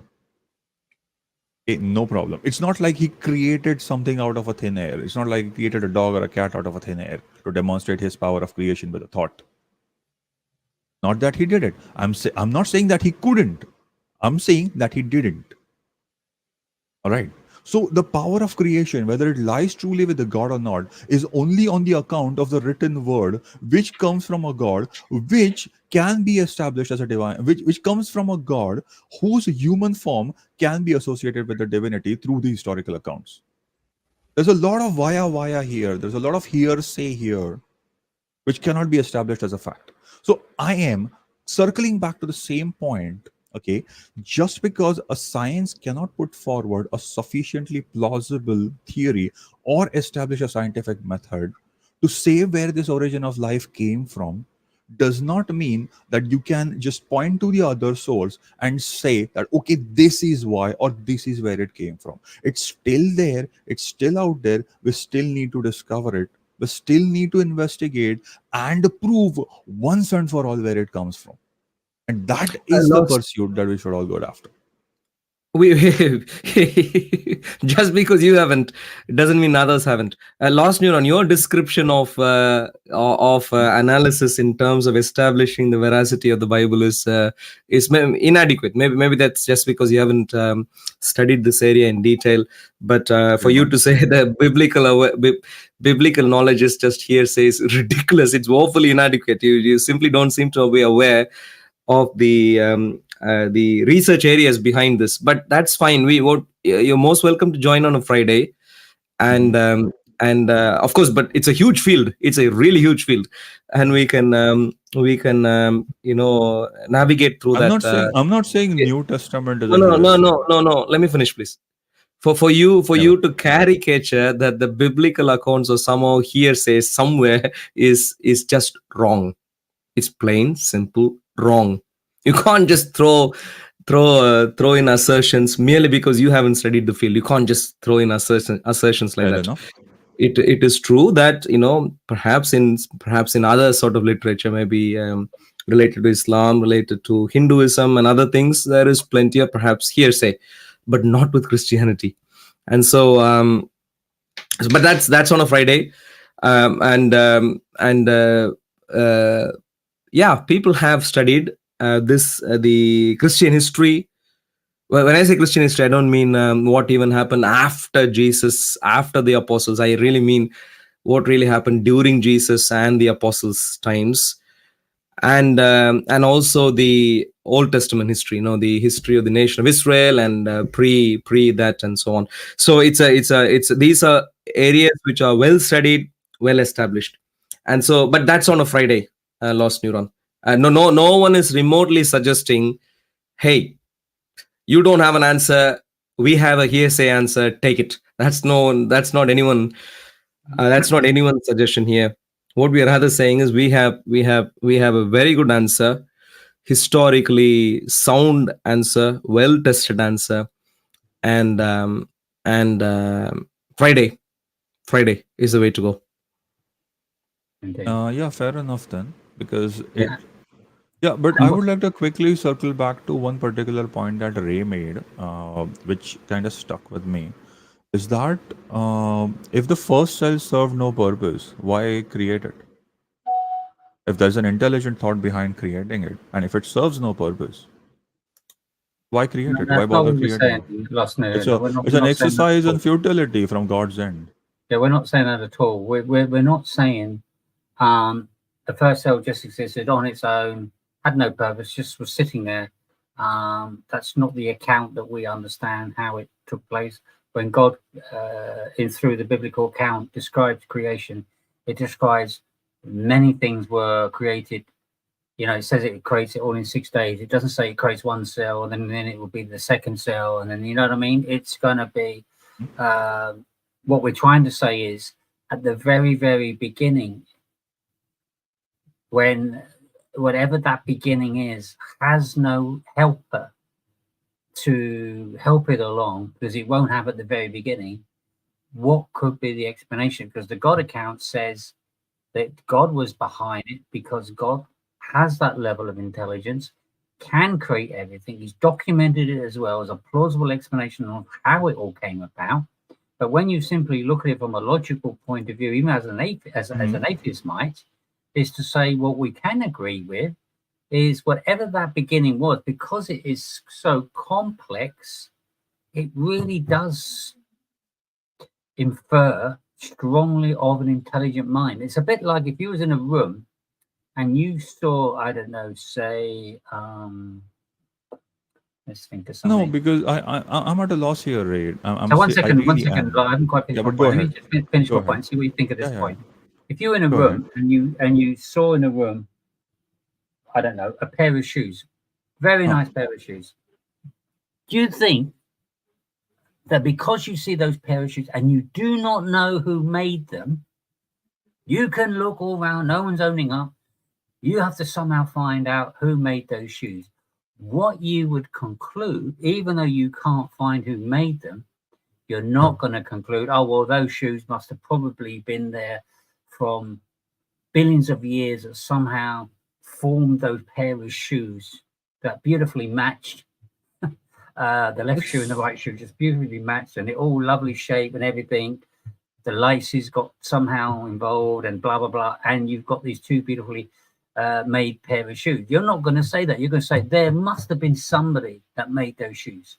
There's just no way. And we're talking about something very simple, not having too super complex. But even at that level, you're going to say, my belief is, I don't care that I can't prove it. I am confident that somebody made them. When you look at a cell, you look at the complexity. So your you've got argument, to be confident that somebody made it. That's okay. Fair enough. No. I never said that. Okay, whether or not, the problem is not who made it. The problem is why. No, but that's I mean, just to straight comment on what Lost Neuron was saying earlier. I mean, Lost Neuron, no one is suggesting God made an isolated cell at the start and then subsequently progressed to do something else. No one is suggesting. That's not Christian history. Okay. So it's you're arguing, you're barking up the wrong tree. That's not the argument anyone makes. So it exists without a reason, without a purpose? No one is saying that there was a single cell which existed in an isolated manner to begin with. No. God created complete things right from the start. Complete plants, animals, and so on. Perfect. So what purpose does a single cell serve? Now we are into Lost Neuron. Now we are into a little bit of a chit chat here. The point has been made. No, I'm trying to understand. I'm trying to understand the perspective of Christianity here. That Friday. Everything. Friday. Okay. Friday is the time for that. Today we are really scrutinizing the atheistic or agnostic worldview, but Lost Neuron, Friday is the time to dwell deep in terms of Christian faith. If I can't bring up the topic of first cell tomorrow, right? I don't think I can. That's so essentially you need to come up with neither here nor there. This is neither here nor there. You need to bring up the bigger question that you have in mind. Otherwise it becomes like a chit chat, which is not what we're up to. If you have if you have a major concern Okay, let For me instance, quickly put forward the major concern here. sure. Like you said, God devised Earth or the all life in its complete form, the way we see it today, with a purpose attached to it. Not the way we Fair see enough? it today. No. Not the way we see it today. Maybe No. not the entirely the way we see it today, but somewhere similar to that, a precursor to that. Fair Yeah. enough? Okay. Yeah. God created something akin to what we see today, a precursor of what we see today, with some sort of purpose in the mind, Yeah. right? There are several things, there are several animals that went extinct, several species of animals that went extinct. Were those the part of God's design or not? God doesn't say. Unfortunately, God doesn't say. Well, okay. So I don't know. Do you have a question, or are you just making some comments? Yeah. No. Then my question is, if the God doesn't say those were the part of the designs, That's an assumption. why? Okay, good. So that's, you see, now we are getting into Friday's conversation. Can you see that? Yeah. That's where, unless, yeah, because you were trying to progress. I think you were maybe speaking aloud as you were thinking, perhaps. But now we have a good full question, which is for a Friday. Fair How does enough. this? Yeah. So Fair enough. Friday If you're, we can. yeah, well, if you're putting it to a Friday's basket, then we'll answer it on Friday. So That's we'll great. see how it Absolutely. goes. So what we like about this last one is if you're starting to appreciate science doesn't really have an answer, intelligent design, though you personally have not been convinced of it, at least it's a sensible option. You take that sensible option and you'll see how that then's going to be a lot more convincing when you join tomorrow, because that's going to be the natural step. We're looking at atheists to then start to accept the very strong case. There is intelligent design. Then from that intelligent design, you then take Ray, I was the never next an natural atheist. step. And the biblical view has a very good explanation for that intelligent design. And that, of course, is what we cover on Friday. God damn it, Ray, I was never an atheist. Why are we lumping them together? Arul knows better. Arul knows that I'm not an atheist. Anyways, let's see. Let's put it out for tomorrow then. Wonderful. Sounds Thank good. you, guys. Good. Yeah. Cool. Thank you very much, Last and God's blessings. Speak to you later. Bye-bye. Take care. Bye. I mean, it just amazes me. Not so much Lost Newman, but just I don't want to pick on him, but just thinking these things through. That's what I just think is quite a basic level, either whether you believe God or not. Just why do you? I mean, it's like surely you're not going to put your whole focus on something that is just so like ridiculously unlikely as your go-to view. You've got to be going with what makes the most logical sense. That's a starting point, you would think. But hey ho. I mean, we have hydrochloric acid who is joining us in the backstage. Hydrochloric acid. Yeah, may have to handle him at arm's length, but yeah. Did you want to bring? We have a few rules. We appreciate respect. Did you want to bring up the document, Ray, just to make sure people are focused? Yes, we do have that. I just temporarily lost it. I don't know what happened to it. Let me see if I can bring it up again. I don't know what I did with it. It was there, and it. Bear with me. Give me 1 quick second. All right, there you go. So, sorry, hydrophilic. We're just going to present our document so you can see it as well. This is part of our challenge tonight, which is the reason why we want to bring it back up. So, okay, hydrophilic. We're talking about the challenge of the individual cell, the origin of the very first cell. Over to you. Welcome to the screen. Stream even. Oh, I think you're on mute. I'm going to take you off mute. I think you're on mute. Oh, can't because I don't think you can, Ray. Hydrochloric acid. You're on the stream. You need to unmute yourself and speak. Oh, I see. Okay. Yeah. Okay. You need to unmute yourself to speak. You're already on the stream. When you unmute yourself and speak, we'd be able to hear.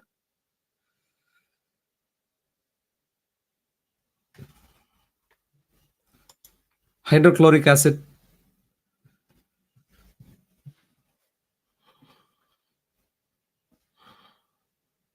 Give him a moment. We've lost him. Lost him.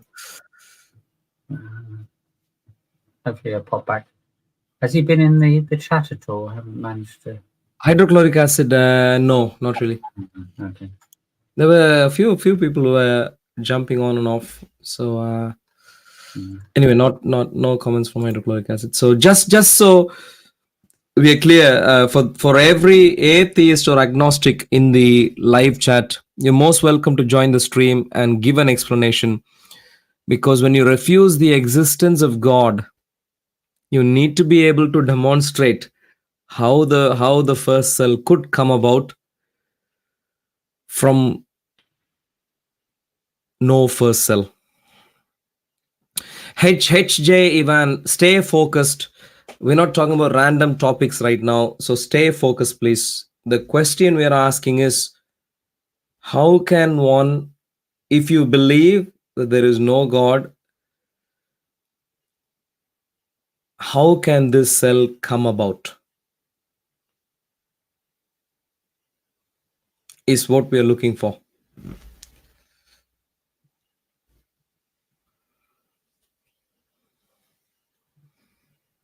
I mean, you can look at the complexity. We have, the complexity of the cell show up there. It's unbelievable in terms of complexity. Essentially, go on, Ray. Yeah, it's just incredible, especially when you go down to like the peptide level, which is the basic component, is unbelievably small. I mean, microscopically small. We have hydrochloric acid back. Okay. Sorry. Yeah, just saw that. Let me bring hydrochloric acid. Yeah, hi. Good to see you again.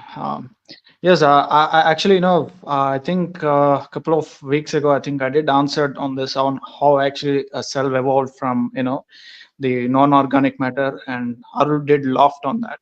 So, Hey, whoa. You seem to be speaking slowly today. What's going on?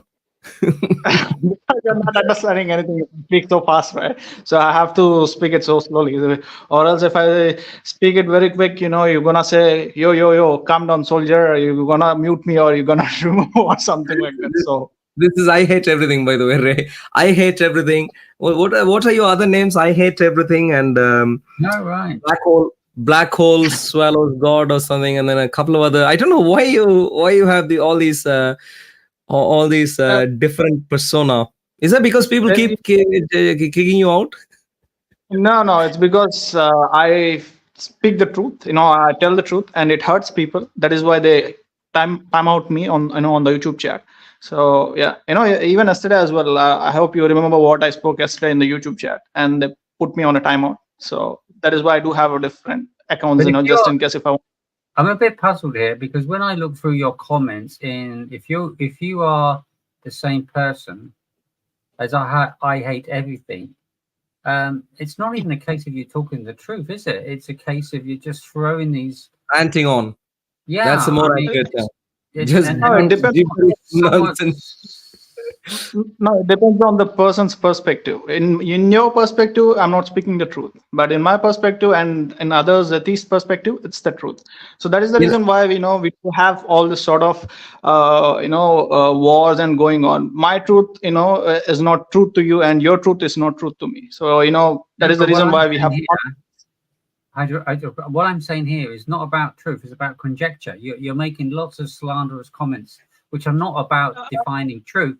It's about an opinion of someone. And as you don't know me, you don't know Owl well enough to be able to have an opinion, it can't be then classified as the truth. See my point? I don't have to know you or Arul in order to talk something about science or about the religion. I really don't have to know. I really don't have to know anything. It's the personal level I'm talking about.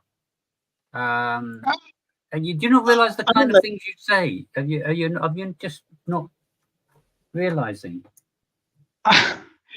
So, anyways, Anyway. I think, I really don't want to, go back, into the past and talk about this, organic matter Miller-Urey's experiment, because, I did explain to you on how exactly the first cell evolved, but, I'm just here to make a point on that description. You do have some sort of description below the picture, right? So, Yeah. like, no, wow. Don't focus on the subject at hand. Explain how this could come about from no cell, please. Yeah, I did explain you in the past, but I'm going to explain it again once again. In short, like, I'll just keep it short and simple. So it's the non-organic matter which we usually see in day-to-day life. But, you have to think back in time. Like, back then when the Earth was formed, it was very super hot. And we used to have, and also we do not have the ozone layer back then. So you have to take that into consideration. We used to have a lot of cosmic radiation. And apart from this, okay, so that's it. So you see how Arul is laughing. Arul, just start, preaching the Christianity's first Genesis chapter. I'll just laugh the same way that you're laughing. Hey, I hate everything. Stay focused. Give an answer. You're not going to dictate terms as to whether I'm laughing or not. Please give an answer. Laugh. No, you shouldn't laugh. What? Why shouldn't I laugh? No, you are laughing as if you're winning the argument, like as if you have won the argument already. Like, the viewers, Look, I might laugh. I might laugh anytime. Just focus on the argument. Present your argument, please. Viewers think, as if you have already won the argument, and as if it was all nonsense. I hate everything. Please focus on the point. Focus on the point. Please give the explanation. We can admit from the beginning how expressions don't prove anything. It's the evidence that proves things. So go ahead, provide the evidence. Don't worry about our expressions, okay? Yeah, and we do. So I just explained, for the basic things. So yeah, and we do not have this ozone layer back then, and we have to take this cosmic radiation into consideration, and lots of thunder, storms and all. And the first oceans were formed, and after that, we do have this bunch of chemicals, the forming from the volcanic eruption, as well as a bunch of asteroids hitting the Earth, creating all the necessary elements under the ocean bed. And after that, in the presence of cosmic radiation and lightning, which was actually proven by Miller-Urey as well in his experiment, we just have this amino acids, the building blocks of the proteins, which evolved eventually into proteins. And before the proteins, we do have this RNA, DNA, and the first living cell, which you are actually talking about. And then goes the protein and all those things. How did that code get into the cell? I'm sorry, I didn't catch you on that. How did that sophisticated level of RNA, DNA get into the cell? So it again takes me back to the origin of the universe. If you ask me how, so the matter itself, we all know about the space, time, and matter. They all have to come into existence.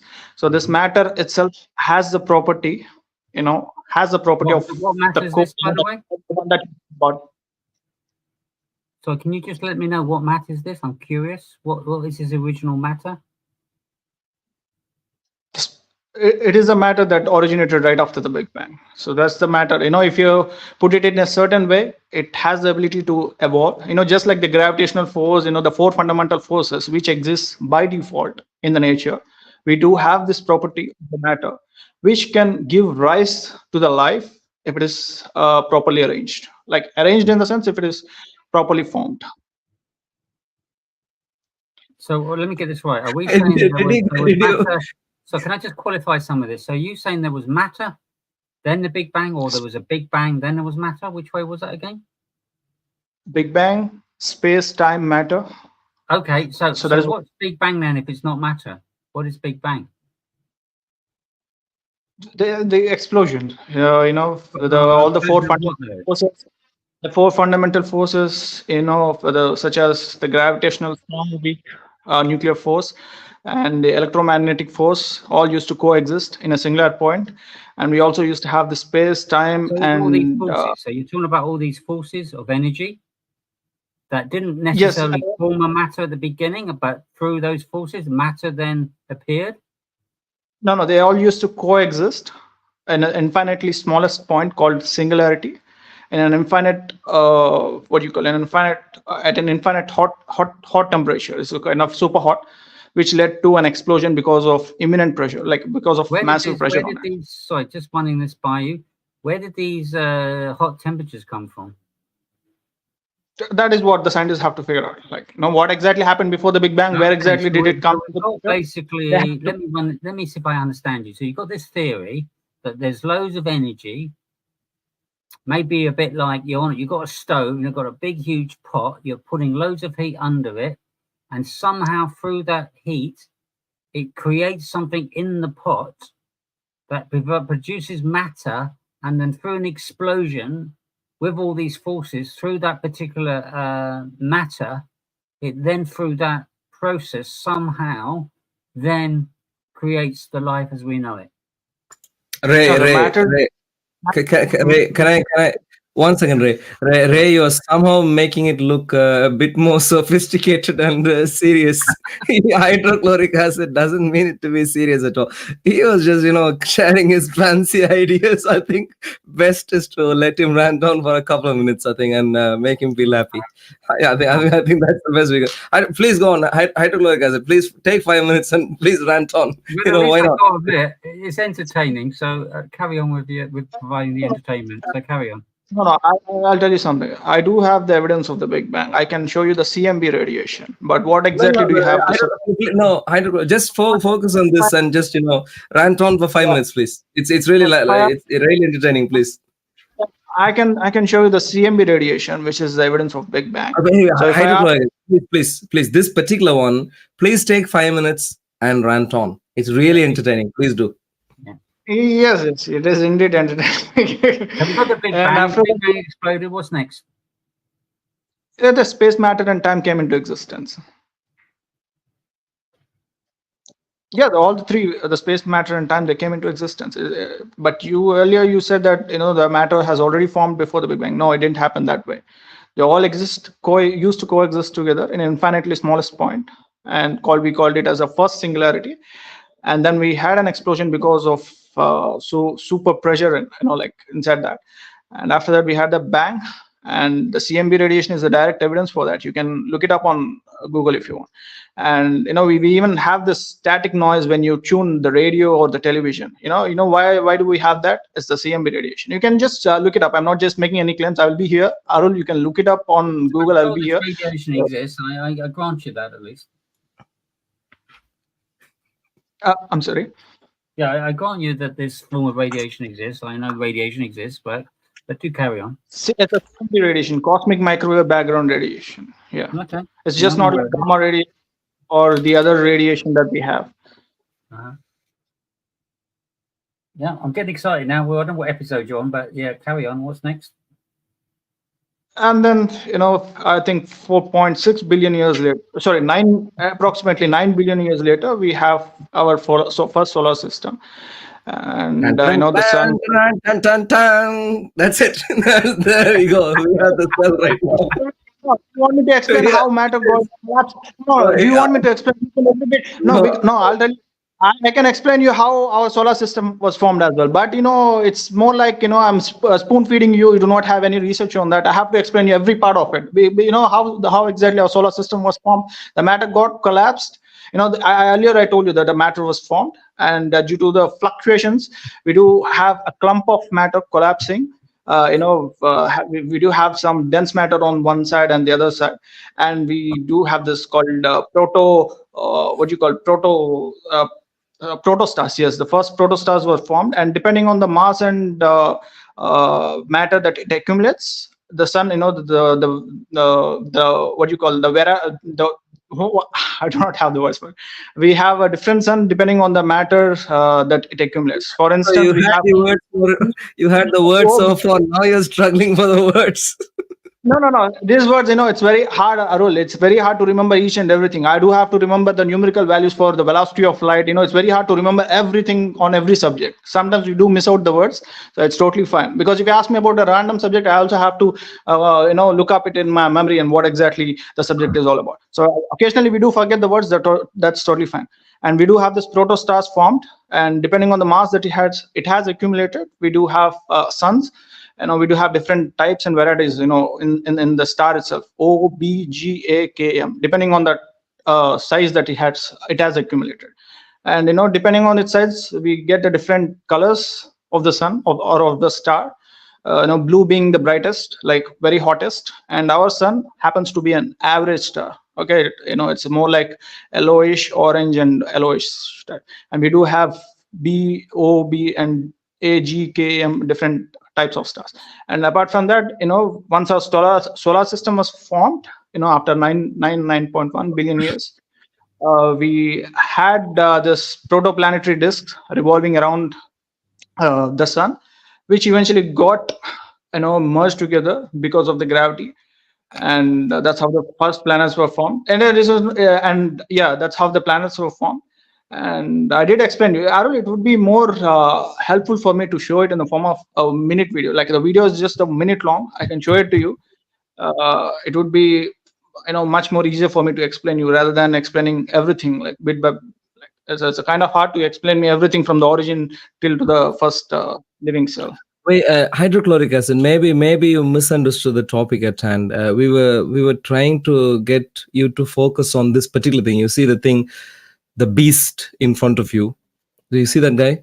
The cell there. But, we were hoping that there will be some detail that you'd be bringing out.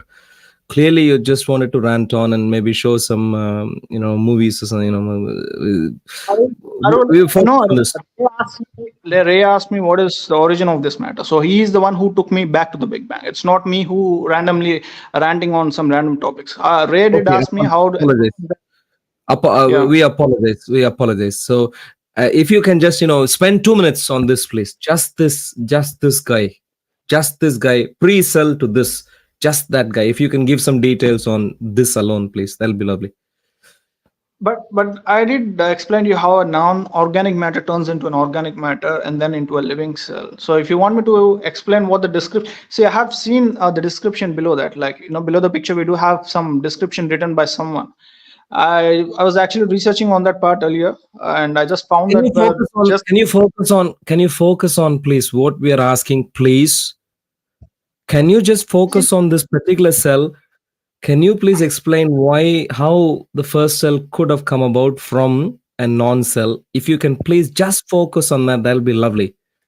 So we're looking at the very last step, not all the previous steps, the very last step. The step just before the cell then came into existence. It's that last step that we're looking for, not all the 321 steps before it.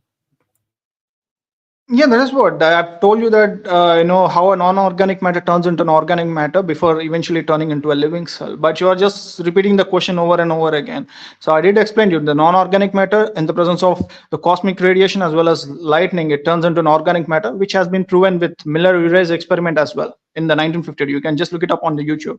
And after that, we had our bunch of acids, chemical. Let him finish. Let him finish, because he needs to focus on this. He's not, And which was eventually proved through Miller-Urey's experiment. And after that, we do have this first organic matter, and an RNA has evolved from that. The first amino acids, the building block of the proteins, they were formed, and eventually it turned into a protein, like a first living cell. Yeah. Okay. So the story is it eventually turned into. That's the story. You could have just said that statement first to begin with. I don't know why you went through the rest of the things. It just eventually turned into. Evolved. It eventually evolved into. If you ask me how it. We were really hoping that you'll give some meat to that. It eventually turned into. No. Yeah, that requires water, which is obviously the source of all living organisms. Like it is essentially the important component for every living cells. It requires water. It requires a cosmic radiation. Back then, it is one of the many ways to provide living organisms, like to produce a living organisms. I mean, for a living organisms to evolve from non-organic matter. We don't know how many different types do we have. You know, if scientists do observe some Mars or different planet, that would give us more insight on how exactly it is formed, like in precision. This is what exactly the theory, abiogenesis theory, is all about, like turning how a non-organic matter turns into an organic matter before eventually evolving into a living cell. So yeah. So, in other words, I don't know why you spend so much time on this hydrochloric acid. You just needed to say what was there before turned into this. That's all you had to say. That's all you have said anyway. And when we pressed you on this, you said that required a little bit of water also. That's all. No, I don't know. I don't know why you took so long to get chemicals, water, radiation, and lightning, and all these events. Lightning. Where do we? Yeah, for a Christmas sale, 50% off, lightning, and a little bit of thunder, maybe a trumpet, and everything else. And then you have or a rib of a man, or a dust of a human, or something like that. Okay, so yeah, thank you very much, hydrochloric acid. That's lovely to hear. It's we are very happy that you've cracked this. And we are very happy that. Let me get this right. So we got this kind of casserole that was with various heating elements, lightning, all this, just cooking it away.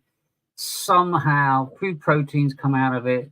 Hello, everyone. And then somehow, with those few proteins, we have this most incredibly sophisticated. A little bit of water is added. Oh, yeah, a little bit of water. You don't want to dry it out. You must make sure it's always hydrated. Yeah, I have a question. It sounds like what his mum cooked him the other night, but I could be wrong. I don't know. Yeah, Arul and Ray, I have a question for you, like on atheism itself, like on evolution. No. Look, you want me to take you seriously right now? No, you don't have to. But I have a question for you on humans itself. So, if evolution happens to be a false theory or something, if the evolution theory is false, why do humans have a tailbone, wisdom teeth, appendix? You just answer me that, and I will consider whether it is true or false. Why do humans have a tailbone? You just Google it. I know you don't know anything about it. You just Google why do humans have a tailbone, wisdom teeth, and appendix. What an absolute. Yeah, just look it up on the internet, Arul. I know. You want to answer a question like that? We're looking at something far more important. Is the origin of life? You want to worry about purpose. Theory happens to be a false, and a hope. Just answer me. Why do humans have a tailbone, and a wisdom teeth as well as an appendix? You just look it up on the internet. You'll get the answers. Humans do have a tailbone. Hydrochloric acid. Let me tell you this very clearly, please. And I'm not trying to be condescending at all. I'm just being very genuine with you right now. I genuinely think a person's confidence should be proportional to his deep insight. When a person has confidence much beyond what he genuinely knows, it's really hard to engage with that person. If someone is laughing, it's really hard for the other person as well, Arul. If someone is laughing and mocking and making fun of you, it's really hard to engage with them as well. Like, how do you engage with someone who's laughing at your presentation or something? Have you heard the expression, have you call the pot black, calling the kettle black, or something like that? When you've looked at the way that you presented yourself in the chat, you really don't have a leg to stand on, to be honest. I mean, I am just shocked at some of your comments in the chat. So really, I don't think you want to go down that road to just complain about a little bit of laughter compared to the way that you've presented yourself in the chat. Laughing is by no means unfriendly. If at all anything, it could be friendly. If you are upset with someone laughing at you, I really can't help. If you're upset with someone laughing at you, please, hydrochloric acid. My point still stands. When we asked how this one cell could have come from a non-cell, at the least, lost neuron was able to say, we don't know. There's no That is what scientific. you want, because I try to explain and you don't find it. Okay. First of all, when the other person is speaking, please don't interrupt. This is where I said the punctuations are important. When the other person is speaking, just wait. Please. At least lost neuron was able to say, haven't got, there's nothing scientific about this. That's fair enough. That's wonderful. For you to come and, whatever rant you get, I can't believe the level of ranting that you had. But at the end, at the very end was, okay, somehow with these things evolved into the cell. You just had to say that one statement right at the start. We would have all not wasted a lot of time. Not a lot of time. And so No. very simply, I don't think you have substance at all to what you're suggesting. It's high time that you really put this together on a paper, get your friends around and genuinely ask them, am I answering the question of whether a cell could come about from a non-cell without God? Have I answered remotely? Get your friends around. Get your atheist friends around and ask them, please. In my mind, you should not be going around and even wasting people's time based on a non-information that you have presented. It was just verbal diarrhea, nothing productive, nothing useful, no meat to chew on. And that's where I'd like to leave it. You're happy with your story? Thank you very much. I don't want to be insulting. I don't want to be insulting. I don't want to engage with this. Thank you very much. Yeah, you had your answer, so you just want to cut off the caller, right? So I just I just joined the chat and then just asked me the origin of the Big Bang and all, and then you had your answers, and then you just want to randomly cut off the. And Arul, firstly, I also want to tell you that you also do not answer you also do not answer the questions in a simple way. You also take a lot of time. If you just look up your previous and past videos, you take at least 3 to 5 minutes to answer a simple question asked by a caller.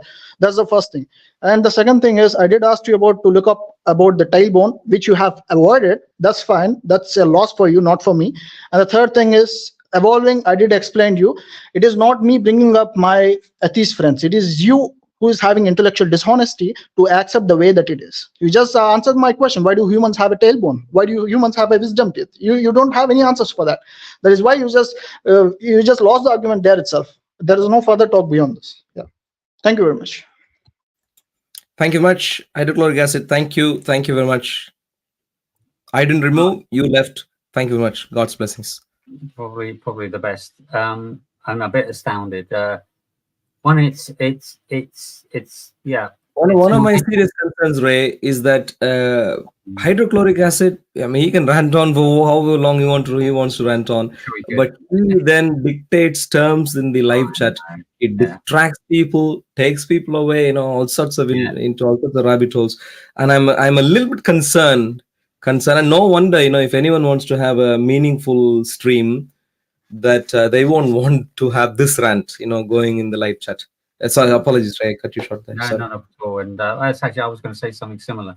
That it's not his stream. It's not for him to decide what is the topic. We have a very clear topic at hand. The discussion is over the origin of a single cell, the very first cell, not the color of a donkey's hair or when the last time I was at the barber's or whatever it may be.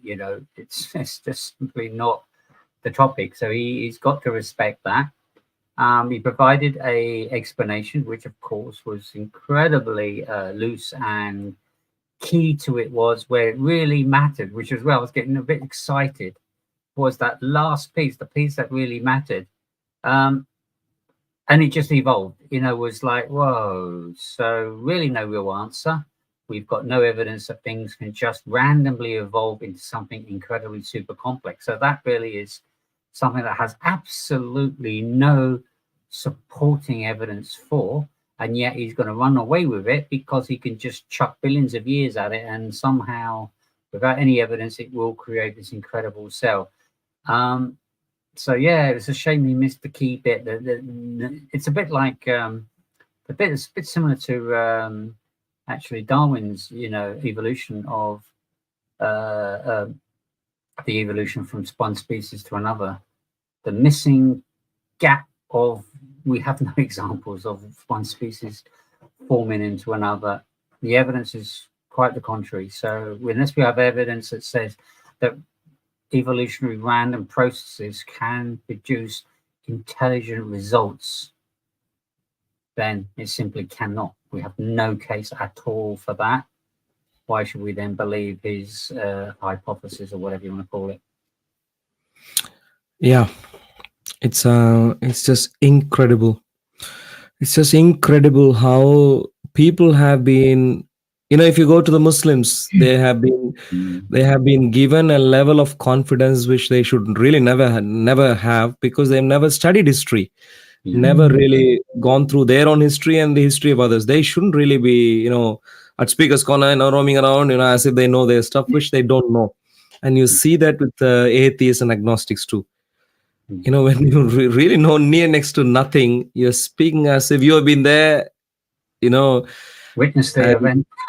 Witness the event, and you're providing a witness statement, and anyone who challenges you is some sort of a, I don't know what goes through these people's minds. It's simply incredible. I mean, if we were to just show that again, Brother Ray, if what's his name, I Hate Everything had any intention to explain this, he would have checked out how mitochondrion actually works and how that could have come about from a pre-mitochondrian set of components. He would have at least attempted. He would have spoken about the any number of things here. He didn't even get into any of these things. He just said things evolved. This is just ridiculous. It's as unscientific as it could get. It's a bit like doing a paper, maybe in an exam, maybe big, and you chose the question of explaining the original cell, and he may be given, I don't know, 6 sheets of paper. He just literally needs to write just one sentence. That's it. And that's going to be apparently good enough to then get an A grade, without going into any detail to how he could substantiate that claim.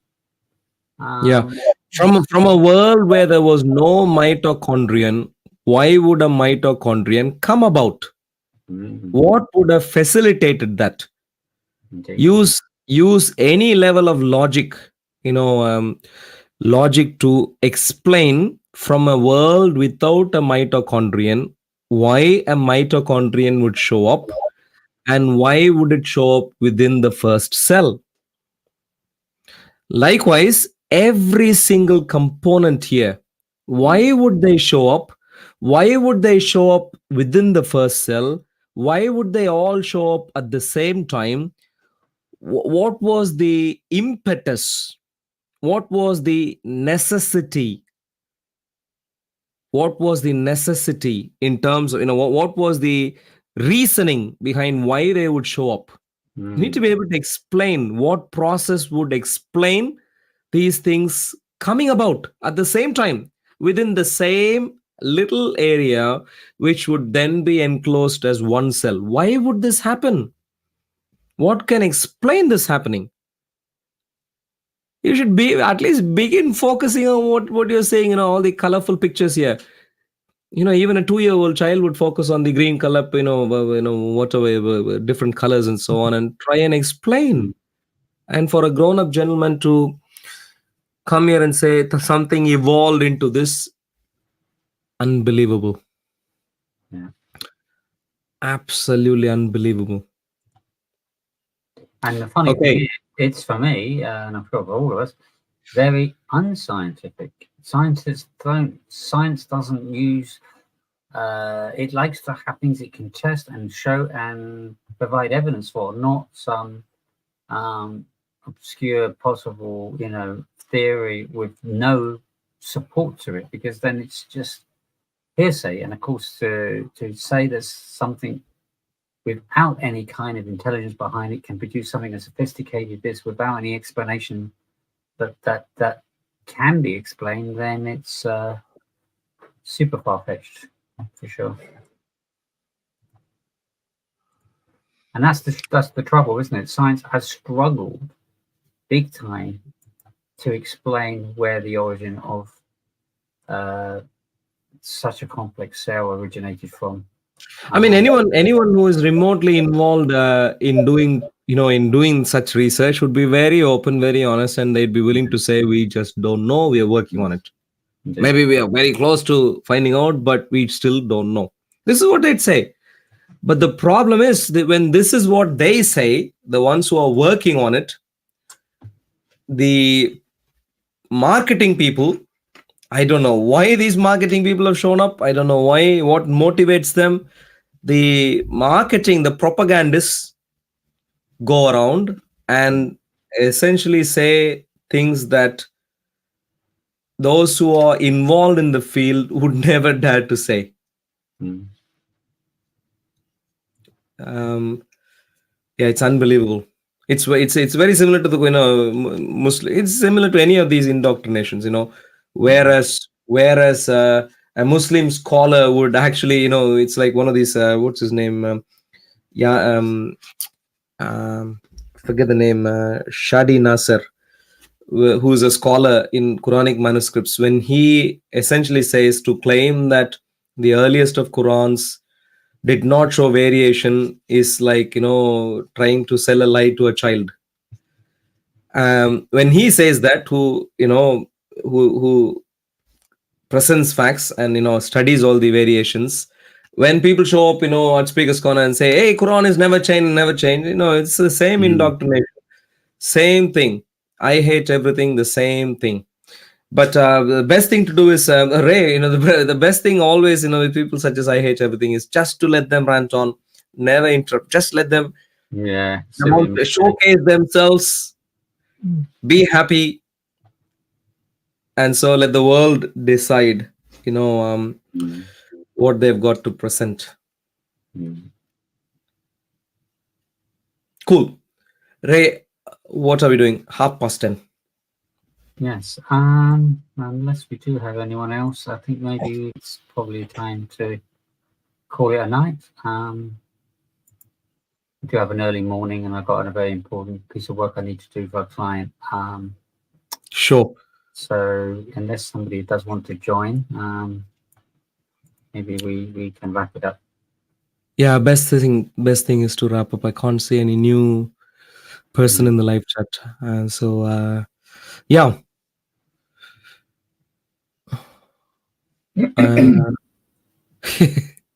Sigma waves.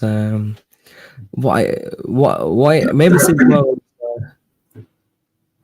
came here late and yeah. Anyway, Sigma waves. Maybe just rewatch the stream. We had a particular focus. If you had come earlier, you could have come in and helped. We had a particular focus today, which is to explain or give a plausible process by which the first cell could have come about. And no problem, Sigma. So I didn't see you early on, but yeah, essentially we suggested that people jump on the stream to give a plausible explanation for how this could have come about, the cell could have come about. If there is no plausible explanation based on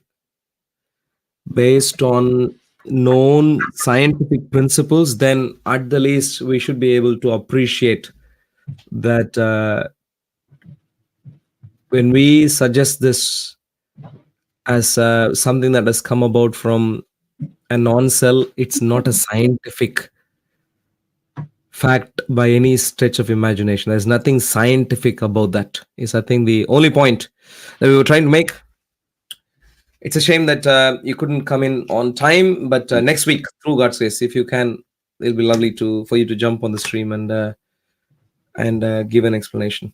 And just to mention, we're not just looking for the fact that the cell and the level of complexity that it is, but the fact that it's dependent on all its parts for it to be a fully formed cell. It can't have any of those components missing. It's that essential. So there's a real huge demand for something super complex to be in a very specific way, a very dependent way, which makes it even more challenging to explain this if there is no God.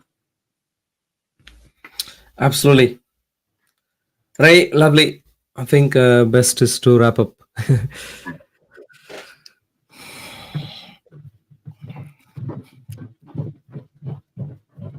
Did you want to meet? Yeah, sorry. Go on. Yeah, I can. So, yeah, dear Father, we thank you for this time.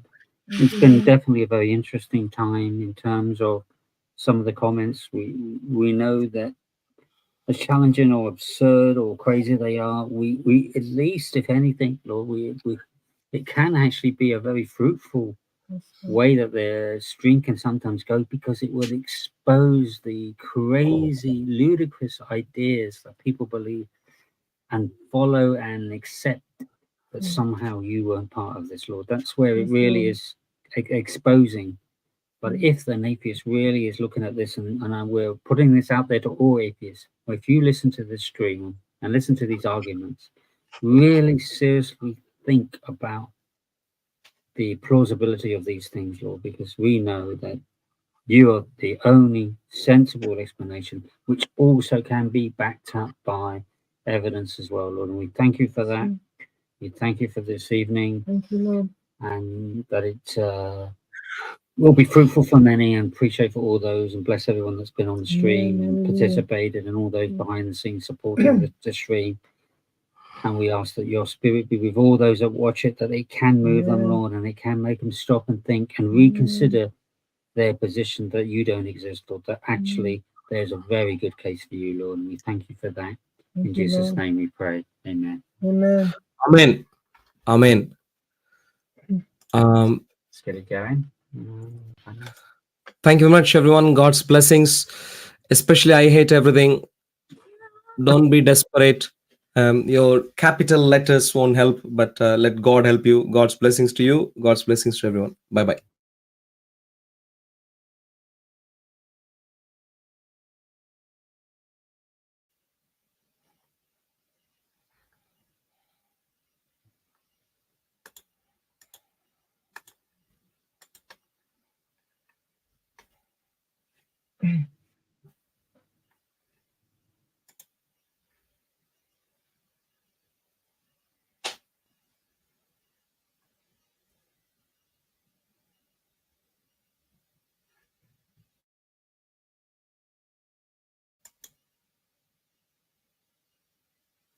Ray, have